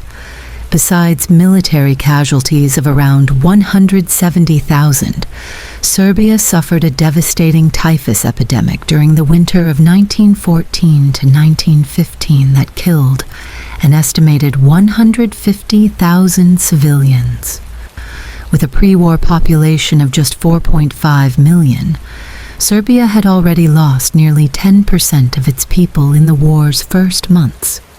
While Serbia occupied center stage in the Balkans during 1914, diplomatic efforts focused on bringing other regional states into the conflict. The Ottoman Empire joined the Central Powers in October 1914, motivated by German promises of territorial gains and resentment toward Russia. This decision extended the war into the Middle East and threatened British positions in Egypt and Suez. Bulgaria maintained neutrality through 1914 while negotiating with both sides. Still bitter over its defeat in the Second Balkan War, Bulgaria sought territorial gains in Macedonia at Serbia's expense. When the Allies failed to offer sufficient concessions in this regard, constrained by their need to satisfy both Serbia and another neutral state, Greece, Bulgaria joined the Central Powers in September 1915. This Bulgarian intervention proved decisive for Serbia's fate. In October 1915, a renewed offensive by Austro-Hungarian and German forces, under August von Mackensen, attacked from the north, while Bulgarian forces struck from the east. This coordinated assault overwhelmed Serbian defenses. Rather than surrender, the Serbian government and army undertook one of the war's most extraordinary retreats, traversing the mountains of Albania in winter conditions to reach the Adriatic coast. This epic journey, known as the Albanian Golgotha, cost thousands of lives from cold, starvation, disease, and Albanian tribal attacks. Of approximately 400,000 people who began the retreat, only about 155,000 reached the coast. Allied ships evacuated survivors to Corfu, where the Serbian army gradually reconstituted itself. The country's civilian population remained under harsh occupation by Bulgaria and Austria-Hungary for the next 3 years. With Serbia's defeat, the Central Powers established direct rail connections from Germany to Constantinople, creating the Berlin-Baghdad corridor that threatened British interests in the Middle East and secured Ottoman Turkey from direct Allied attack. Bulgaria gained effective control over much of Macedonia, achieving its primary territorial ambition.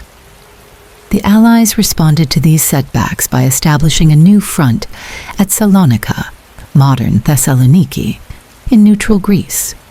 Originally intended as a base for relieving Serbia, the expedition arrived too late for that purpose, but remained as a strategic foothold. France and Britain initially provided the troops, later joined by reconstituted Serbian units, and contingents from Italy and Russia. The political situation in Greece added another layer of complexity to Balkan operations. King Constantine I favored neutrality with German sympathies, while Prime Minister Eleftherios Venizelos supported the Allies. This tension culminated in the National Schism, with Venizelos establishing a rival government in Salonika in 1916. By June 1917, Allied pressure forced Constantine's abdication, and Greece formally entered the war on the Allied side, contributing significant forces to subsequent operations. The Salonika front remained relatively static through 1916 and 1917, earning it the nickname the greatest Allied internment camp of the war from German observers. Allied forces conducted limited offensives while suffering severely from malaria and other diseases in the marshy terrain. Critics in London and Paris questioned the value of maintaining over 500,000 troops in this seemingly secondary theater, but strategic considerations, maintaining a presence in the eastern Mediterranean and tying down Bulgarian forces, justified the continued commitment. Romania's entry into the war in August 1916 opened another Balkan front. Enticed by Russian promises of Transylvania and other Hungarian territories with Romanian populations, the Romanian army launched an offensive into Transylvania, but found itself overextended.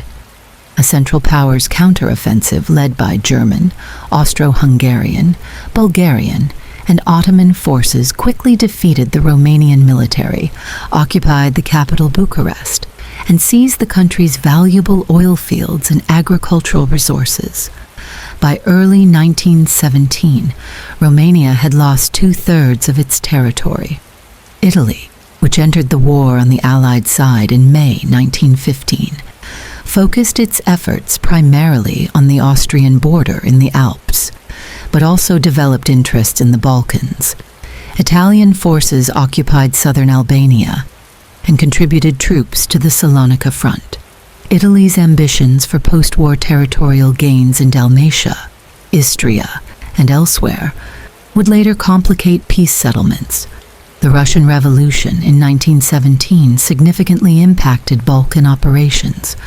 Russian troops had been present in Romania and at Salonika, providing important reinforcements. Their withdrawal following the Bolshevik Revolution in November 1917 and the subsequent Treaty of Brest-Litovsk in March 1918 left Romania isolated. In May 1918, Romania signed the punitive Treaty of Bucharest with the Central Powers, though it would re-enter the war on the Allied side in November 1918, just before the general armistice. The decisive breakthrough in the Balkans came in September 1918. By this point, the Allied force at Salonika, now commanded by French General Louis Franchet d'Espèrey, included Greek, Serbian, French, British, and Italian contingents. On September 15th, they launched a major offensive against Bulgarian positions. The Serbian army, fighting to liberate their homeland, spearheaded the attack with extraordinary determination and rapidly advanced through mountainous terrain. Bulgarian forces, suffering from low morale, inadequate supplies, and war weariness, began to disintegrate. By September 25th, Bulgaria requested an armistice, becoming the first Central Power to exit the war. This collapse opened the road north toward Austria-Hungary and severed the Berlin-Constantinople railway, isolating the Ottoman Empire from its allies. Allied forces rapidly advanced in the war's final weeks. Serbia was liberated, with Belgrade recaptured on November 1st, 1918. The Serbian army, which had endured exile and reconstituted itself on Corfu, achieved the remarkable feat of returning victorious to its homeland. As Austria-Hungary itself dissolved along national lines, the vision of a South Slavic state became reality, with the formation of what would become Yugoslavia, uniting Serbs, Croats, and Slovenes in a single kingdom. The human cost of the Balkan campaigns was staggering. Serbia suffered the war's highest per capita casualties, losing an estimated 1.2 million people, both military and civilian, from a population of 4.5 million, over 25% of its total population, and about 60% of its male population. Bulgaria lost approximately 187,500 dead from a population of 4.8 million. Romania suffered around 250,000 military deaths and 430,000 civilian deaths, primarily from disease and privation under occupation. Greece lost about 26,000 soldiers and 150,000 civilians, many from hunger due to the Allied blockade before its entry into the war. Even neutral Albania experienced significant civilian casualties from fighting across its territory and the resulting famine. Disease played a particularly devastating role in the Balkan theater. The Serbian typhus epidemic of 1915 ranked among the war's worst public health disasters. Malaria crippled Allied forces at Salonika, with over 160,000 French soldiers hospitalized for the disease in 1916 alone. The Spanish influenza pandemic of 1918 to 1919 hit populations already weakened by malnutrition especially hard, poor sanitation, inadequate medical services, and disrupted food supplies created conditions where infectious diseases spread rapidly among both military and civilian populations. The peace settlements following the war redrew the Balkan map significantly. Serbia formed the core of the new kingdom of Serbs, Croats, and Slovenes, later Yugoslavia, approximately doubling its territory and population. Romania nearly doubled in size, gaining Transylvania from Hungary, Bessarabia from Russia, and southern Dobruja from Bulgaria. Greece acquired western Thrace from Bulgaria and initially received a mandate over Smyrna, modern Izmir, in Anatolia, though this would be reversed in the Greco-Turkish War of 1919 to 1922. Bulgaria, as a defeated power, lost territory to all its neighbors and faced heavy reparations. The Ottoman Empire lost all its remaining European territory, except for a small area around Constantinople. These territorial changes, while reflecting the principle of national self-determination in some cases, created new problems. The new Yugoslav state contained deep ethnic and religious divisions that would plague it throughout its existence. Romania's expanded borders included substantial Hungarian and Ukrainian minorities. Bulgaria's losses left many ethnic Bulgarians outside the national territory. These unresolved issues would contribute to Balkan instability in the interwar period and during World War II. The Balkan campaigns demonstrated several distinctive aspects of warfare. The mountainous terrain favored defensive operations, with even numerically inferior forces able to hold strong positions against larger attackers. Logistics proved extremely challenging, with poor roads, limited railways, and rugged geography complicating supply efforts. Irregular warfare played a significant role, with Serbian Chetniks, Albanian tribal fighters, and other partisan forces operating alongside conventional armies.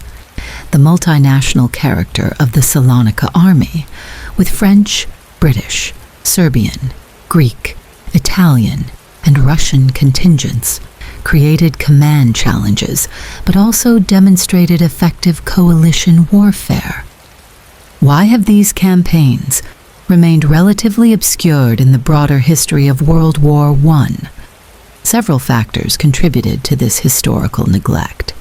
The Western Front, with its enormous concentrations of troops from the major powers, naturally dominated contemporary attention and subsequent historical accounts.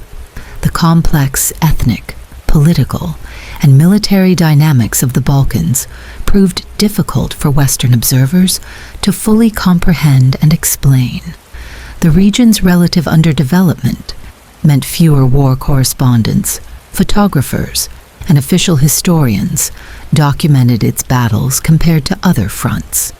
And after World War II, much of the region fell behind the Iron Curtain, limiting Western scholarly access to archives and battlefields for decades. Yet the Balkan Front offers vital insights into the war's character and legacy. It demonstrates how local conflicts could trigger global catastrophe through alliance systems and great power competition. It illustrates the war's transformation of political geography, with four empires that had dominated the region: Ottoman, Russian, Habsburg, and German, all vanquished and replaced by nation-states organized along ethnic lines. It shows how modern warfare affected civilian populations through occupation, forced displacement, disease, and hunger. And it reveals the challenges of imposing stable peace settlements on regions with intermingled ethnic populations and competing national ambitions. The Sarajevo assassination that began the war represented not an isolated act of terrorism, but the culmination of decades of Balkan tensions. From the Serbian perspective, Gavrilo Princip was a national liberator fighting against imperial oppression. From the Austro-Hungarian viewpoint, he epitomized the existential threat posed by irredentist nationalism to multinational states. These competing narratives continue to shape historical understanding and regional memory of the conflict. For the ordinary people of the Balkans, Serbian peasants who faced invasion and occupation, Bulgarian farmers conscripted into an army fighting for territorial ambitions, Greek civilians caught in the political struggle between pro-German and pro-Allied factions, Romanian villagers who experienced the harsh requisitioning policies of occupying forces. The war brought unprecedented suffering. Unlike the more industrialized belligerents, these predominantly agricultural societies lacked the economic resilience to withstand years of warfare, blockade, and resource diversion.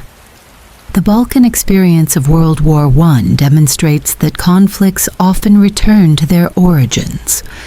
The region where the war began in 1914 experienced some of its most dramatic campaigns, from Serbia's initial defensive victories to its subsequent occupation, from the multinational stalemate at Salonika to the decisive breakthrough of 1918. The territorial settlements that emerged from the conflict laid the groundwork for future instability, with many of the same ethnic tensions and border disputes resurfacing in the Yugoslav wars of the 1990s. As we remember World War I, returning attention to its Balkan dimensions provides a more complete understanding of the conflict's causes, conduct, and consequences. The assassination in Sarajevo was not merely a trigger, but represented the culmination of regional tensions with deep historical roots. The military campaigns across the peninsula featured extraordinary human endurance, from the Serbian army's epic retreat through Albania to the multinational force that ultimately broke the Bulgarian lines in 1918, and the war's aftermath, with new nations established, minorities created, and grievances embedded in peace treaties, shaped regional development throughout the 20th century. The forgotten front where the war began eventually proved crucial to its conclusion. The Bulgarian collapse in September 1918 marked the first major breach in the Central Powers alliance, beginning the process of German isolation that culminated in the November armistice. The Balkan campaigns, long overshadowed by the Western Front's immense battles, deserve recognition as an integral component of the conflict that defined the modern world. Naval warfare beyond Jutland, the Submarine and Commerce War, the North Atlantic, February 1917. The merchant ship SS California plowed through heavy seas, carrying passengers and cargo from New York to Glasgow. Without warning, a violent explosion tore through the vessel's hull. Water rushed in as passengers scrambled for lifeboats in the frigid waters. Less than an hour later, the California slipped beneath the waves, joining hundreds of other vessels on the ocean floor. 41 people died in the attack. The culprit, German submarine U-85, was already hunting for its next victim. This deadly encounter exemplified a revolutionary form of naval warfare that would ultimately bring the United States into World War I and help determine its outcome. While the clash of battleship fleets at Jutland in 1916 has dominated historical memory of the naval war, it was the prolonged, desperate struggle between submarines and merchant shipping that proved strategically decisive. This forgotten aspect of the conflict transformed warfare at sea, challenged long-established rules of naval combat, and created ethical dilemmas that would resonate through the remainder of the 20th century. When World War I began in 1914, few predicted that submarines would play a central role. These experimental vessels were widely viewed as limited weapons, useful for coastal defense and reconnaissance, but unlikely to significantly influence a major naval conflict. The British Royal Navy, with its overwhelming superiority in battleships and battlecruisers, expected to impose a traditional blockade on Germany, sweeping enemy commerce from the seas while protecting the vital maritime supply lines that sustained the British Isles. Germany, recognizing its surface fleet could not match British numerical superiority, initially adopted a cautious strategy. The High Seas Fleet, remained largely in port, venturing out only for limited operations designed to wear down British numerical advantages through ambushes and raids. What Germany did possess, however, was a small but growing force of Unterseebooten, U-boats, that would soon emerge as their most effective naval weapon. The evolution of submarine warfare unfolded in distinct phases, each more desperate and deadly than the last. In the war's opening months, German U-boats operated according to traditional prize rules that govern commerce raiding. These internationally recognized rules required warships to stop merchant vessels, ensure the safety of their crews, and verify they carried contraband before sinking them. On September 22, 1914, U-9 demonstrated submarines' lethal potential against warships by sinking 3 British cruisers, the Aboukir, Hogue, and Cressy, in just 1 hour, killing over 1,400 sailors. This success against military targets prompted the German naval leadership to consider a more aggressive approach against merchant shipping. In February 1915, Germany declared the waters around the British Isles a war zone, where enemy merchant vessels would be subject to attack without warning. This unprecedented policy, a response to the British blockade strangling German trade, effectively abandoned prize rules when submarines operated in designated areas. The results were immediately controversial. On May 7, 1915, U-20 torpedoed the British passenger liner MS Lusitania off the Irish coast, killing 1,198 people, including 128 Americans.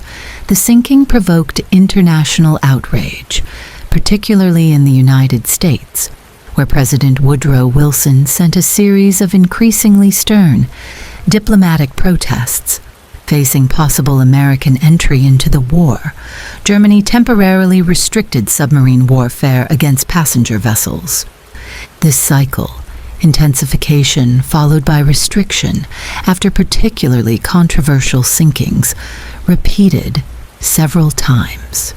In August 1915, after the sinking of the Arabic killed more Americans, Germany promised not to attack passenger ships without warning. In March 1916, the torpedo attack on the French passenger ferry Sussex prompted the Sussex Pledge, where Germany agreed to follow prize rules even with merchant vessels, effectively suspending unrestricted submarine warfare. These restrictions frustrated German naval commanders who believed submarine warfare offered their best chance of victory. By late 1916, with the land war stalemated and British blockade causing severe hardship in Germany, military leaders, including Hindenburg and Ludendorff, began pressuring for a resumption of unrestricted submarine operations. Chancellor Theobald von Bethmann-Hollweg resisted, fearing American intervention, but was ultimately overruled. On February 1, 1917, Germany announced the resumption of unrestricted submarine warfare. Any vessel, neutral or belligerent, passenger or cargo, entering designated zones around Britain, France, Italy, and the Eastern Mediterranean would be subject to attack without warning. German leaders made a calculated gamble. They believed Britain could be forced to surrender within 6 months before American entry into the war, now considered inevitable, could make a difference. The immediate results seemed to vindicate this strategy. In February 1917, U-boats sank 520,412 tons of shipping, with the monthly total reaching an apex of 881,027 tons in April. Britain, which required over 1 million tons of imported supplies weekly to sustain its population and war effort, faced a genuinely existential threat. First Sea Lord Admiral John Jellicoe grimly informed the War Cabinet, "We're losing this war." The crisis forced fundamental reconsideration of anti-submarine tactics. Early British countermeasures had proven largely ineffective. Q ships, armed merchant vessels with concealed weapons designed to lure submarines into surface attacks, achieved occasional successes but couldn't address the systematic threat. Hunting patrols by destroyers rarely found submarines in the vast ocean. Minefields provided only limited protection in specific areas. New technology like hydrophones, underwater listening devices, and depth charges improved defensive capabilities, but couldn't solve the fundamental problem of protecting scattered merchant vessels across thousands of square miles of ocean. The breakthrough came not through new weapons, but through organization, the convoy system.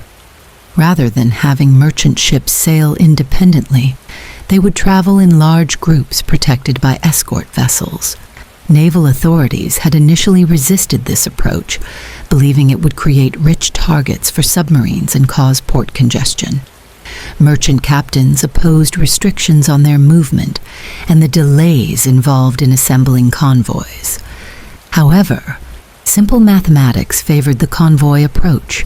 When ships sailed independently, they were scattered across shipping lanes, maximizing the chance that a patrolling submarine would encounter at least one vessel. When grouped in convoys, most of the ocean remained empty, and the few concentrations of ships received protective escorts. A submarine might find no targets at all, or face the deterrent presence of destroyer escorts when it did locate a convoy. The results proved dramatic after convoys were fully implemented in late 1917. In October 1916, shipping losses had reached 353,600, 2 tons of Allied and neutral shipping, while in October 1917 the figure plummeted to 112,427 tons. By 1918, a substantial majority of merchant ships traveled in convoys, and over 99% of vessels that did so reached their destinations safely. The United States Navy played a crucial role in this turnaround after declaring war on Germany in April 1917. American destroyers began escorting convoys in the Atlantic, with the first contingent arriving at Queenstown, now Cove, Ireland, on May 4th, 1917. American shipbuilding capacity also accelerated production of new vessels to replace those lost to U-boats. By war's end, American shipyards were producing ships faster than German submarines could sink them. Beyond convoys, the Allies developed an integrated anti-submarine strategy.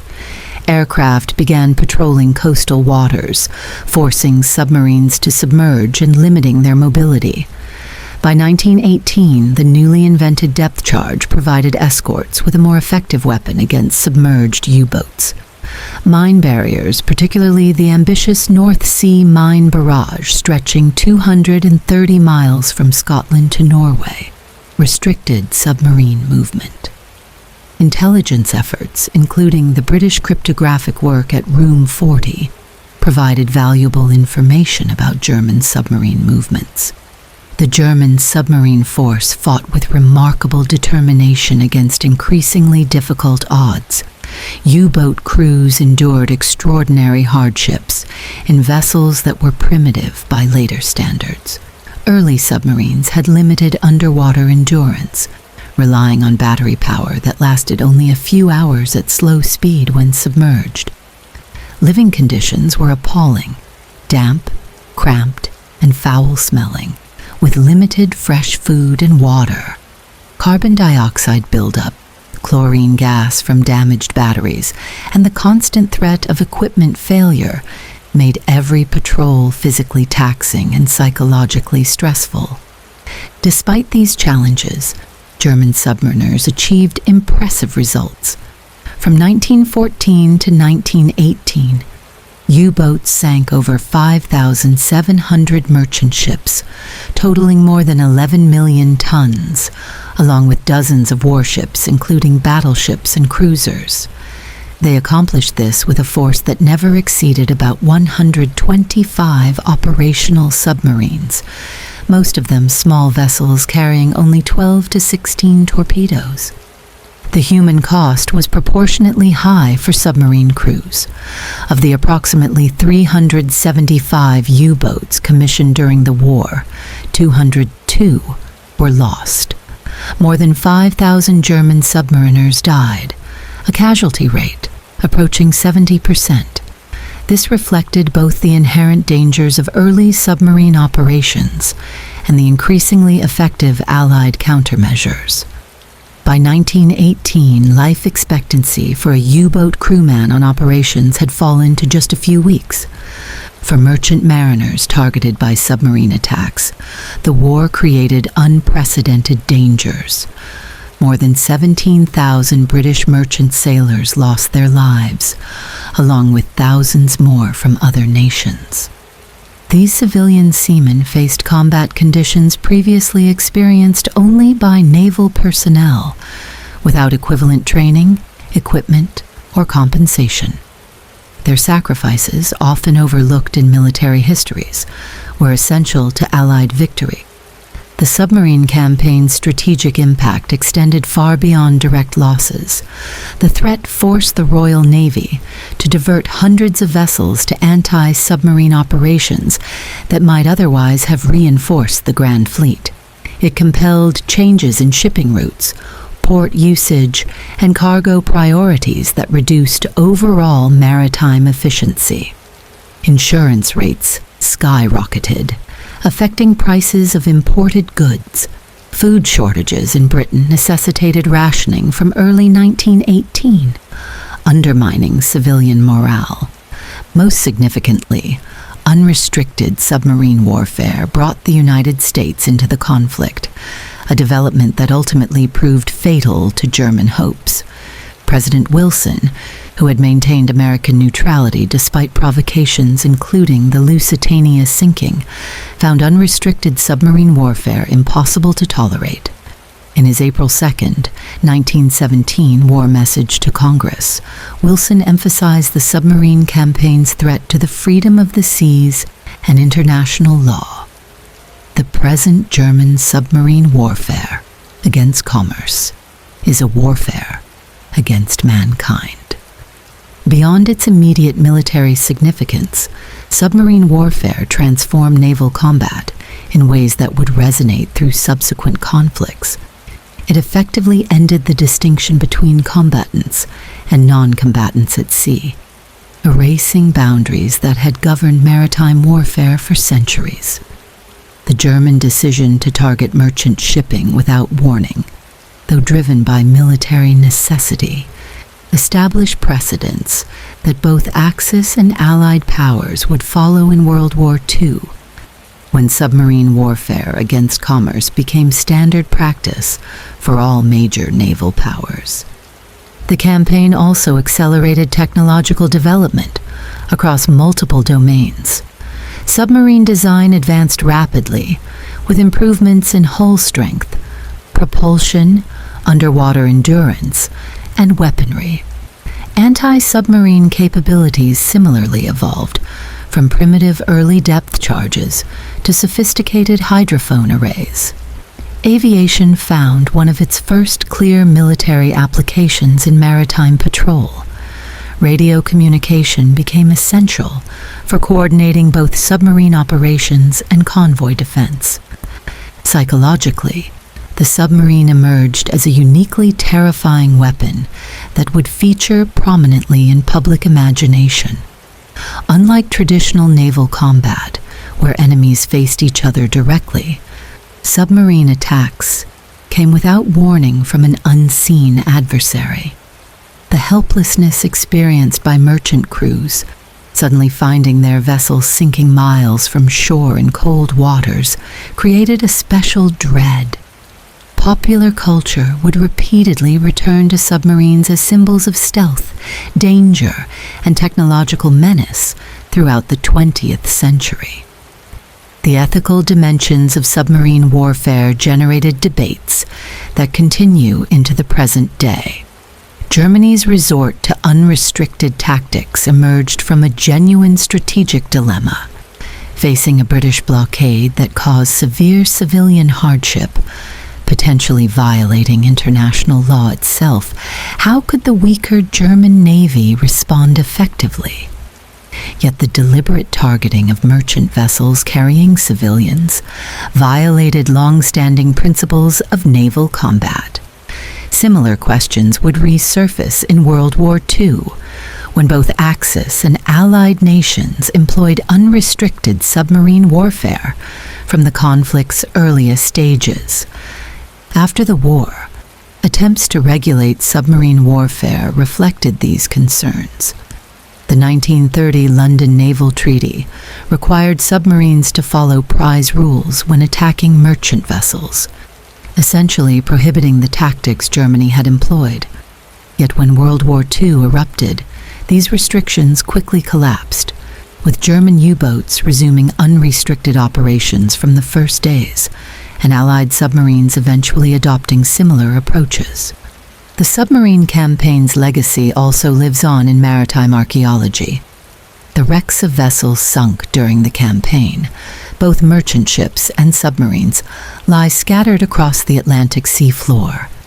Modern underwater exploration has increasingly located, documented, and sometimes preserved these sites, providing tangible connections to this forgotten aspect of the war. The recent identification of U-boat wrecks off the American East Coast has reminded historians that submarine warfare extended far beyond European waters, with U-boats operating from the Caribbean to the Arctic. For the sailors who fought this hidden war, whether aboard submarines, escort vessels, or merchant ships, the experience was defined by a special kind of endurance. Submarine crews operated in primitive vessels where carbon dioxide buildup caused headaches and nausea. Condensation dripped constantly from cold metal surfaces, and food rotted in the damp conditions. Merchant mariners made crossing after crossing through dangerous waters, never knowing when a periscope might appear or a torpedo might strike. Escort vessel crews endured endless days of North Atlantic storms while scanning the horizon for the brief sign of a periscope or conning tower that might indicate a lurking predator. The Battle of Jutland, with its dramatic clash of battleship fleets, has dominated popular understanding of World War I at sea. Yet it was the prolonged, often invisible struggle between submarines and commerce, fought not in a single afternoon but across years and thousands of miles of ocean, that truly decided the naval war. The convoy system that ultimately defeated the U-boat threat represented one of history's most successful defensive innovations, saving countless lives and preserving the maritime lifeline that sustained Britain and its allies. When Germany gambled on unrestricted submarine warfare in 1917, they came astonishingly close to success. Had convoys been delayed by a few more months, or had American entry into the war come later, the outcome might have been different. Britain, isolated and starved of essential supplies, might have been forced to negotiate terms. Instead, the combination of organizational innovation, convoys, technological advancement, depth charges, hydrophones, aircraft, and American reinforcement turned the tide. This forgotten front of World War I, fought beneath the waves and across shipping lanes rather than in the trenched landscapes of France and Belgium, demonstrates how innovation in warfare often emerges from desperate necessity rather than pre-war planning. It reminds us that conflicts are frequently decided not by dramatic battles, but by sustained campaigns that target an adversary's fundamental vulnerabilities. And it illustrates how naval warfare, traditionally governed by centuries of custom and international law, was transformed by technology and desperation into a more total form of combat that foreshadowed the even more devastating sea campaigns of World War II. War. The Eastern Front. Russia's collapse and revolution. The frigid winds swept across the snow-covered plains of East Prussia as Russian soldiers huddled around small fires, their commanders poring over maps in the flickering light. It was August 1914, and the Russian Empire had mobilized with unexpected speed, sending two massive armies into German territory, while their French allies faced the full might of the German offensive in the west. This early Russian advance would save Paris by forcing Germany to divert precious troops eastward, but it would also lead to catastrophic defeat at Tannenberg, the first in a series of military disasters that would ultimately bring down the 300-year-old Romanov dynasty and transform Russia forever. While the Western Front has dominated the historical memory of World War I, the Eastern Front represented a fundamentally different kind of conflict, one fought across vast distances with greater mobility, more dramatic swings of fortune, and ultimately, more revolutionary consequences. Here, three empires, Russian, German, and Austro-Hungarian, fought a war that would destroy all of them. The Eastern Front saw not just military defeat, but the collapse of entire political systems, redrawing the map of Eastern Europe and unleashing ideological forces that would shape the 20th century. The scale of this forgotten front was staggering. Stretching more than 1,000 miles from the Baltic Sea to the Black Sea, it encompassed terrain ranging from the marshes of Poland to the Carpathian Mountains, from the dense Pripyat marshes to the open steppes of Ukraine. Unlike the static trench warfare in the West, the Eastern Front saw armies advance and retreat hundreds of miles, with some soldiers marching more than 1,000 miles during the conflict. Cities changed hands multiple times. Entire populations fled as armies approached. And when the fighting finally ended, 3 empires had fallen. 4 new countries had been born, and a revolutionary ideology had emerged that would challenge the very foundations of the Western political order. The war in the East began with Russian forces advancing into both German East Prussia and Austrian Galicia in August 1914. The Russians had mobilized faster than the Germans anticipated, forcing the German High Command to transfer troops from the Western Front at a crucial moment in their advance on Paris, a strategic success for the Allies that came at tremendous cost to Russia. In East Prussia, the Russian First and Second Armies initially made good progress against outnumbered German defenders. However, intercepted uncoded radio messages revealed Russian plans, allowing the brilliant German commanders Paul von Hindenburg and Erich Ludendorff to concentrate their forces against each Russian army separately. At the Battle of Tannenberg in late August, the Germans encircled the Russian Second Army, capturing 92,000 prisoners and inflicting 30,000 casualties, while losing just 12,000 men themselves. Russian General Alexander Samsonov committed suicide rather than face the disgrace of defeat. Days later, the Germans routed the Russian First Army at the Battle of the Masurian Lakes, effectively ending the threat to East Prussia. These opening battles established a pattern that would persist throughout the war. Russian numerical superiority undermined by superior German training, leadership, and equipment. Against Austria-Hungary, however, Russia fared better. The Austrians had divided their forces between the Russian front and a disastrous offensive against Serbia. In Galicia, Russian armies overwhelmed Austrian defenders, capturing the important fortress of Lemberg. Lviv, and threatening to break through the Carpathian Mountains into Hungary itself. By the end of 1914, Russia had suffered severe defeats against Germany, but achieved significant success against Austria-Hungary, which had lost nearly half its original invasion force and was increasingly dependent on German support. The human cost of these opening campaigns was unprecedented.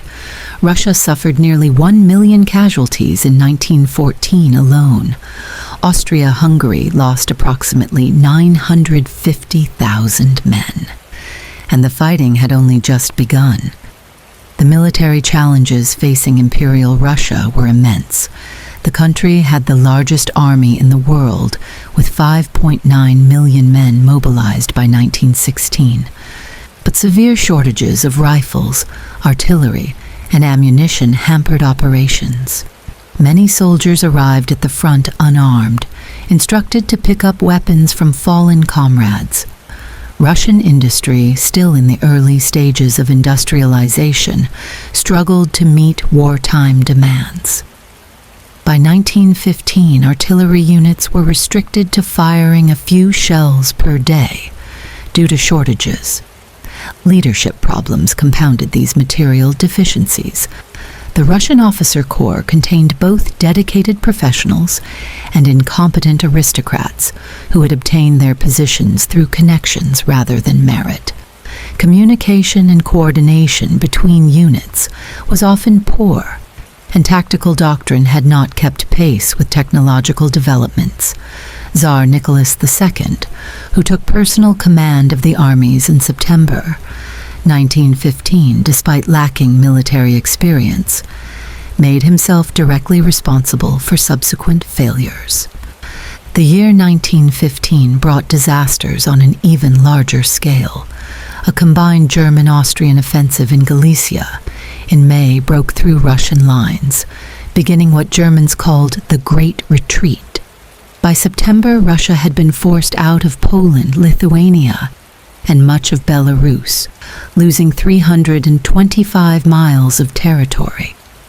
Russian casualties for 1915 reached 2.5 million men, including nearly 1 million prisoners. The retreat created a massive refugee crisis as civilians fled eastward ahead of advancing German forces, with between 3 and 5 million people displaced from their homes. Yet Russia refused to consider a separate peace. Allied promises of Constantinople, Istanbul, and the Turkish Straits, long coveted for their strategic and religious significance, helped keep Russia in the fight. More importantly, Russian national pride and commitment to its allies, particularly France, prevented serious consideration of negotiations with Germany. By early 1916, the Russian army had partially recovered its strength. Under the leadership of General Alexei Brusilov, one of Russia's most capable commanders, they planned a major offensive to relieve pressure on allies and regain the initiative. The Brusilov Offensive, launched in June 1916, represented Russia's greatest success of the war and one of the most effective operations by any Allied power before 1918. Brusilov introduced innovative tactics that anticipated later developments on the Western Front. Rather than a massive artillery bombardment across the entire front, which would telegraph the location of the attack, he used shorter, more targeted barrages. Infantry assaults occurred across a broad front to prevent German reserves from concentrating against a single breakthrough. Specialized shock units led the attacks, followed by main force infantry. These methods achieved stunning initial success. Russian forces advanced up to 60 miles, capturing 350,000 Austro-Hungarian prisoners and vast quantities of equipment. The Habsburg military never fully recovered from this blow, becoming increasingly dependent on German support. The offensive also forced Germany to divert troops from Verdun, providing crucial relief to the French, and prompted Romania to enter the war on the Allied side. However, Russian logistics couldn't sustain the advance, and German reinforcements eventually stabilized the front. By September, the offensive had ground to a halt, having cost Russia 1.4 million casualties. Despite its tactical innovations and strategic impact, the Brusilov offensive represented Russia's last major military effort. Behind the front lines, Russian society was unraveling. The massive casualties had touched virtually every family. Food shortages became severe as the war disrupted agriculture and transportation. Inflation eroded living standards for urban workers. Refugees strained resources in eastern cities. The Tsar's absence from the capital, leaving the unpopular Tsarina Alexandra and her controversial advisor Rasputin with perceived influence over government, undermined the monarchy's legitimacy. In February 1917, March by the Western calendar, these pressures erupted into revolution. What began as strikes and bread riots in Petrograd, formerly St. Petersburg, escalated when troops refused to fire on demonstrators and instead joined them. Within days, the Tsar's authority had collapsed. On March 15th, Nicholas II abdicated, ending the 300-year Romanov dynasty.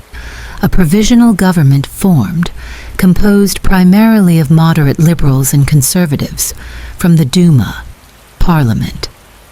This new government faced the impossible challenge of simultaneously democratizing Russian society and continuing the increasingly unpopular war.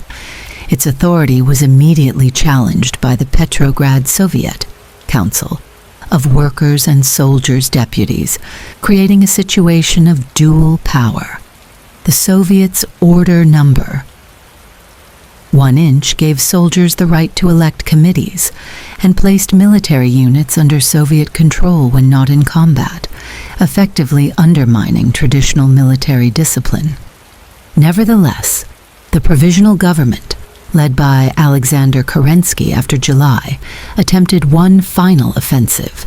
The effort collapsed quickly when many units refused to attack. German forces counterattacked, capturing Riga in September and pushing the Russians further back. By autumn 1917, the Russian army was effectively dissolving, with mass desertions as peasant soldiers returned to their villages to participate in land seizures. The Bolshevik Revolution of November 7, 1917, October 25th, by the Russian calendar, brought Vladimir Lenin's radical faction to power with promises of peace, land, and bread. The new Soviet government immediately proposed an armistice, which was signed on December 15th. Peace negotiations began at Brest-Litovsk, but when Germany demanded enormous territorial concessions, the talks stalled.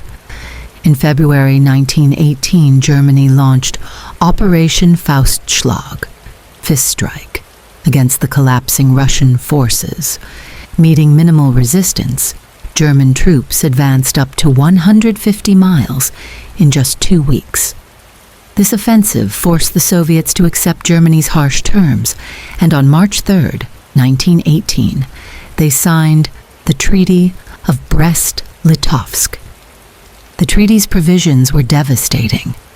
Russia lost 34% of its population, 32% of its agricultural land, 54% of its industrial capacity, and 89% of its coal mines. The former Western territories of the Russian Empire, Finland, Estonia, Latvia, Lithuania, Poland, Belarus, and Ukraine, were detached either as German client states or under direct German occupation. Russia also paid 6 billion marks in reparations. Lenin justified these concessions as necessary to save the revolution, famously declaring a need for a period of time at any cost to consolidate Bolshevik power. Germany's triumph proved short-lived.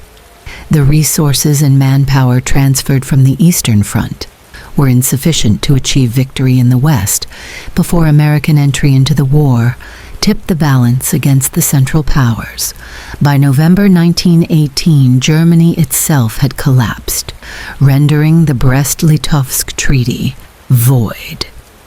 The Allied powers, however, had no intention of restoring Russia's former borders, supporting instead the independence of Poland and the Baltic states. For Russia, the war's end brought no peace. By 1918, the country had descended into a brutal civil war between the communist Reds and anti-communist Whites, with additional separatist movements and foreign interventions complicating the conflict.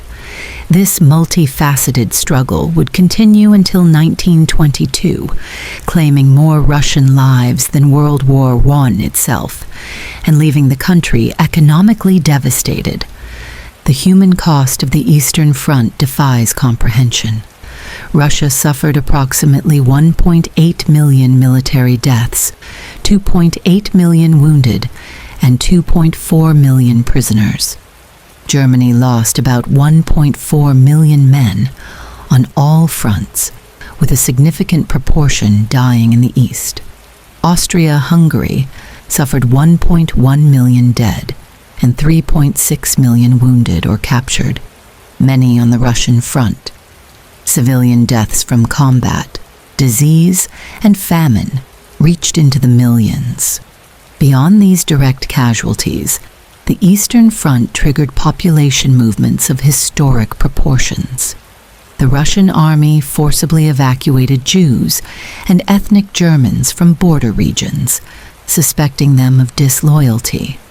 Approximately 300,000 Baltic Germans fled or were deported from their ancestral lands. Polish, Lithuanian, Latvian, and Ukrainian refugees numbered in the millions. The war also directly contributed to the Armenian genocide, as Ottoman authorities used alleged Armenian collaboration with Russia as a pretext for deportations and mass killings. The political consequences proved even more momentous than the direct human suffering.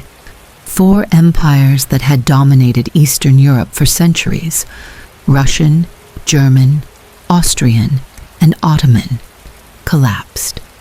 In their place emerged an array of new nation-states: Finland, Estonia, Latvia, Lithuania, Poland, Czechoslovakia, and Yugoslavia gained independence, while Romania and Greece expanded substantially.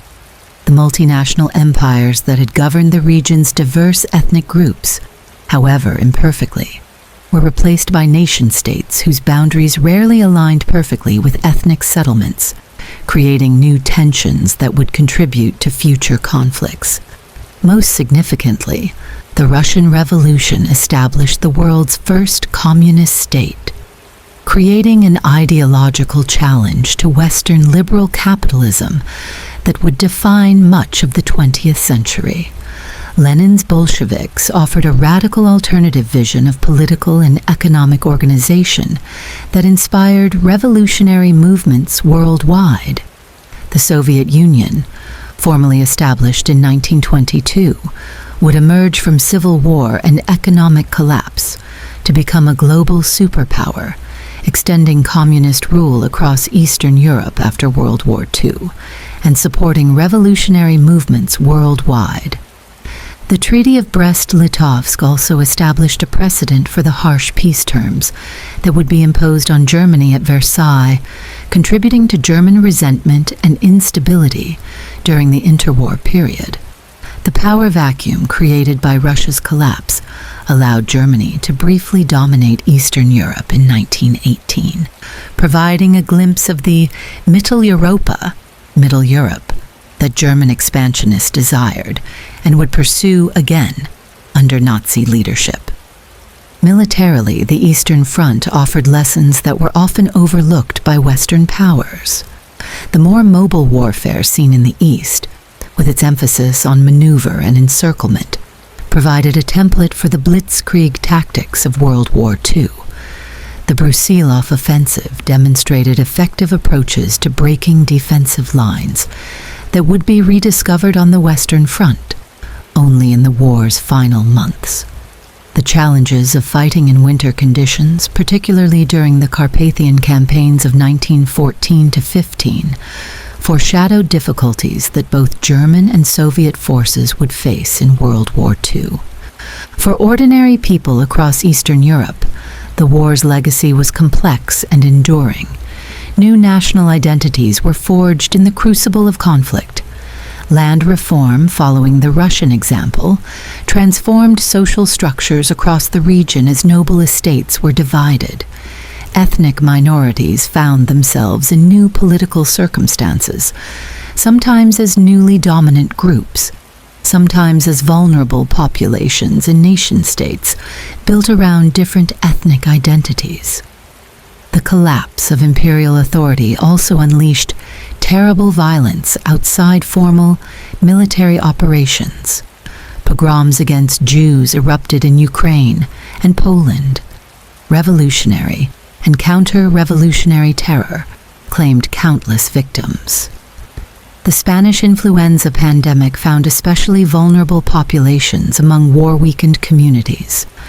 The clear distinction between combatants and civilians that had somewhat held on the Western Front dissolved entirely in the East, where irregular forces, shifting front lines, and ethnic tensions created a more complex and often more brutal conflict. Perhaps the most profound legacy of the Eastern Front was its demonstration that modern industrial warfare could destroy not just armies, but entire political systems and social orders.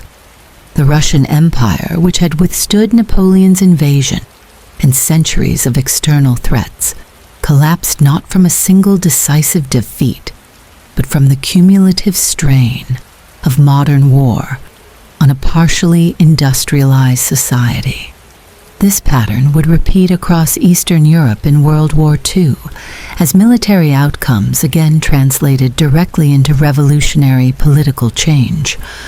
While the Western Front has dominated our cultural memory of World War I through poems, novels, and films, the Eastern Front better anticipated the total warfare that would characterize later conflicts, the mobilization of entire societies, the targeting of civilian populations, the intersection of military operations with ethnic conflicts, and the complete transformation of political systems through warfare. In this sense, the Forgotten Front in the East offers vital insights into how modern warfare can fundamentally reshape societies beyond the immediate battlefield. When the Russian soldiers marched into East Prussia in August 1914, few could have imagined they were taking the first steps in a journey that would destroy their empire, create a communist state, redraw the map of Eastern Europe, and establish ideological battle lines that would persist until nearly the century's end. The Eastern Front reminds us that wars often produce consequences far beyond their immediate military outcomes, consequences that continue to shape our world in ways both visible and hidden, long after the guns have fallen silent. The ship of Theseus, the paradox of identity in flux. Imagine an ancient vessel displayed in Athens' harbor, the ship of the legendary hero Theseus, preserved as a monument to his triumphant return. Years pass, and a plank rots, requiring replacement. Then another, and another. Decades later, every original piece has been methodically swapped for an identical new component. Is it still the ship of Theseus? Now imagine those discarded original planks were collected and reassembled elsewhere. Which ship, if either, is the authentic vessel of the hero? At first glance, this may seem like mere philosophical wordplay, but pause and look down at the smartphone in your hand, screen replaced after that unfortunate drop, battery swapped when it stopped holding a charge, perhaps even housed in a different case. Is it still your original phone? At what precise moment did it become something else, if it did at all? The ancient paradox suddenly feels remarkably contemporary. The controversy extends far beyond abstract speculation.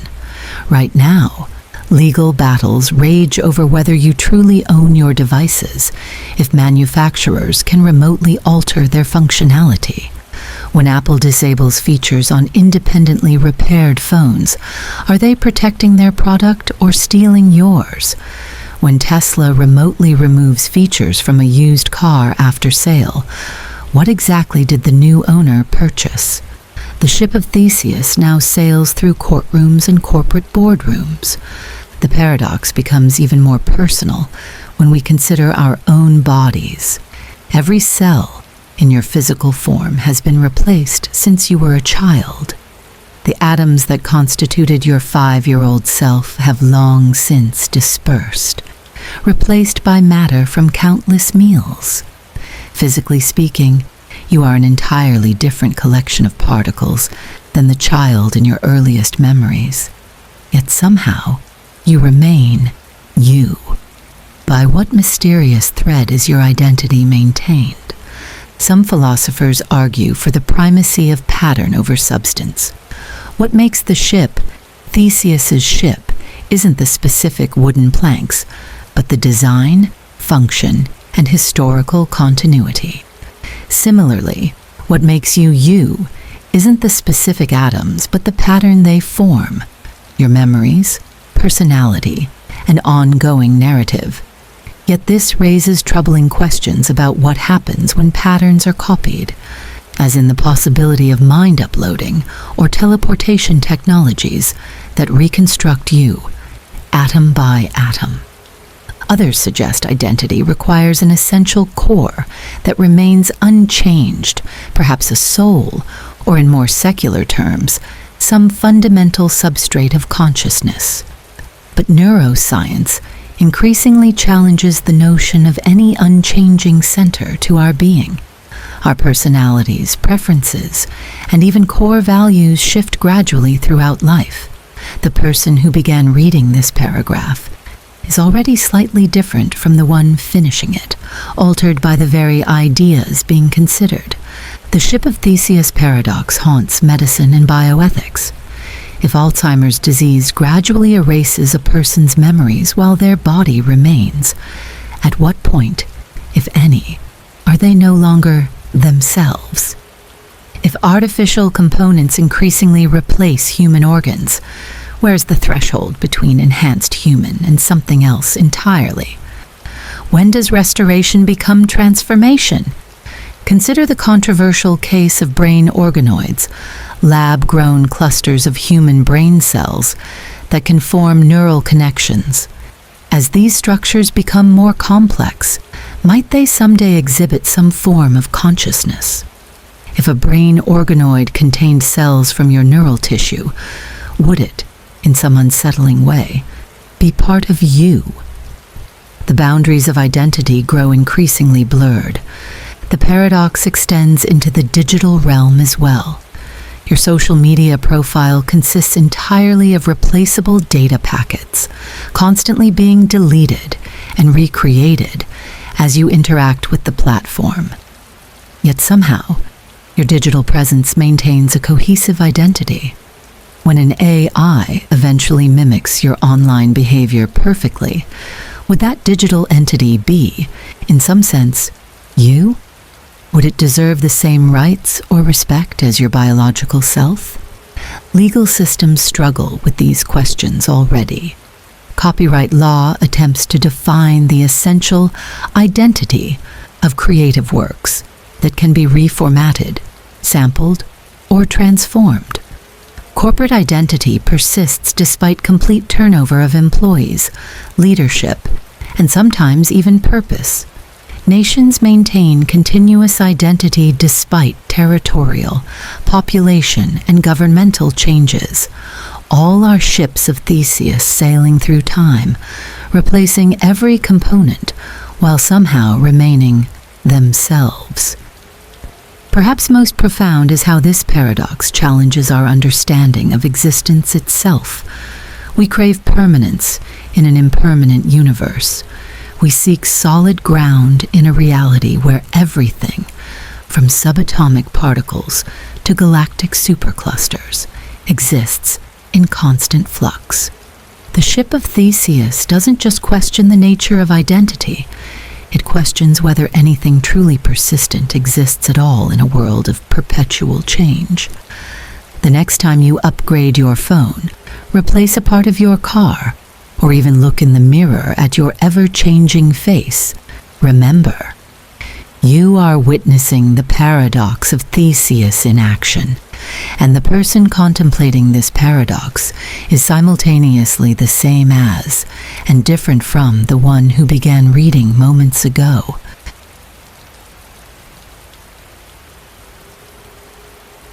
The Fermi paradox, the deafening silence of the cosmos. Look up at the night sky. Each pinprick of light represents not just a star, but a possible cradle for life. Our galaxy alone contains hundreds of billions of stars, many with planets orbiting in the habitable zone, where water flows freely on rocky surfaces. The universe has existed for 13.8 billion years, giving potential civilizations billions of years to arise, advance, and explore. Even with relatively slow interstellar travel, an ambitious species could colonize the entire Milky Way in just a few million years, a cosmic eye blink. So where is everyone? This is the Fermi paradox, named after physicist Enrico Fermi, who supposedly asked this question during a lunch break at Los Alamos National Laboratory in 1950. The contradiction is simple yet profound. The high probability of extraterrestrial civilizations coupled with the conspicuous absence of evidence for their existence. The universe should be teeming with life, yet we detect nothing but silence.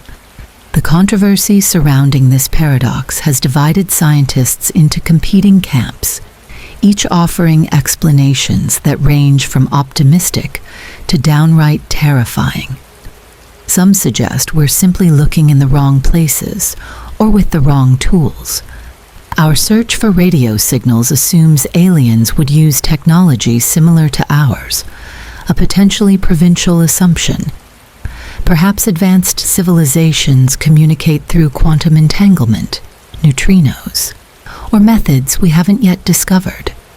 We might be like ants, trying to detect human civilization by looking for pheromone trails. Others propose that technological civilizations inevitably destroy themselves before achieving interstellar capabilities. Nuclear war, climate catastrophe, artificial intelligence gone rogue, engineered pandemics. The list of potential civilization-ending scenarios grows as our technology advances. Perhaps the eerie silence we perceive is actually the aftermath of countless cosmic suicides, a graveyard of species that couldn't navigate the same treacherous technological adolescence we now face. Our failure to detect alien civilizations might be the most compelling evidence that our own survival prospects are grim. Then there's the Great Filter hypothesis, the suggestion that there's some extraordinarily difficult step in evolution that almost no species surpasses. But here's the disturbing part. We don't know if this filter lies in our past or our future. If it's behind us, perhaps the development of complex cells or intelligence itself is vanishingly rare, then we might be among the most advanced species in the galaxy. If it lies ahead, we're likely doomed, destined to join the silent majority of promising species that perished before reaching the stars. Some scientists propose we're living in a cosmic version of a wildlife preserve or zoo. Advanced civilizations might have established a policy of non-interference with developing species like ours, patiently observing from a distance. Perhaps Earth has been placed under a kind of quarantine, either for our protection or for theirs. This zoo hypothesis suggests the silence isn't absence but restraint, a cosmic version of anthropologists refusing to contact isolated indigenous tribes. More disconcerting is the dark forest theory, popularized by Chinese science fiction author Liu Cixin. This proposal suggests that all intelligent life remains deliberately quiet out of fear. In a universe with limited resources where any advanced civilization could potentially destroy another, the safest strategy is to hide. Civilizations that announce their presence are swiftly eliminated by more cautious species. We may be broadcasting our location into a cosmic forest, filled with predators, each silently stalking through the darkness. Perhaps we're simply early to the cosmic party. Calculations suggest that the universe is still in its youth, with most Earth-like planets yet to form. The vast majority of potentially habitable planets in our galaxy may emerge around stars that haven't even ignited yet.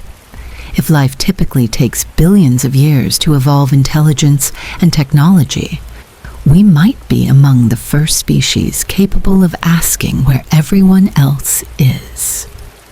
The implications of each potential solution are profound. If we're alone because intelligent life is extraordinarily rare, then humanity carries a unique cosmic responsibility. We might be the universe's only chance to understand itself. If we're alone because technological civilizations typically self-destruct, then our immediate priority should be ensuring our own survival. If we're in a zoo or a dark forest, then our increasing broadcasts into space might be dangerously naive. Every day without alien contact increases the probability of a disturbing truth.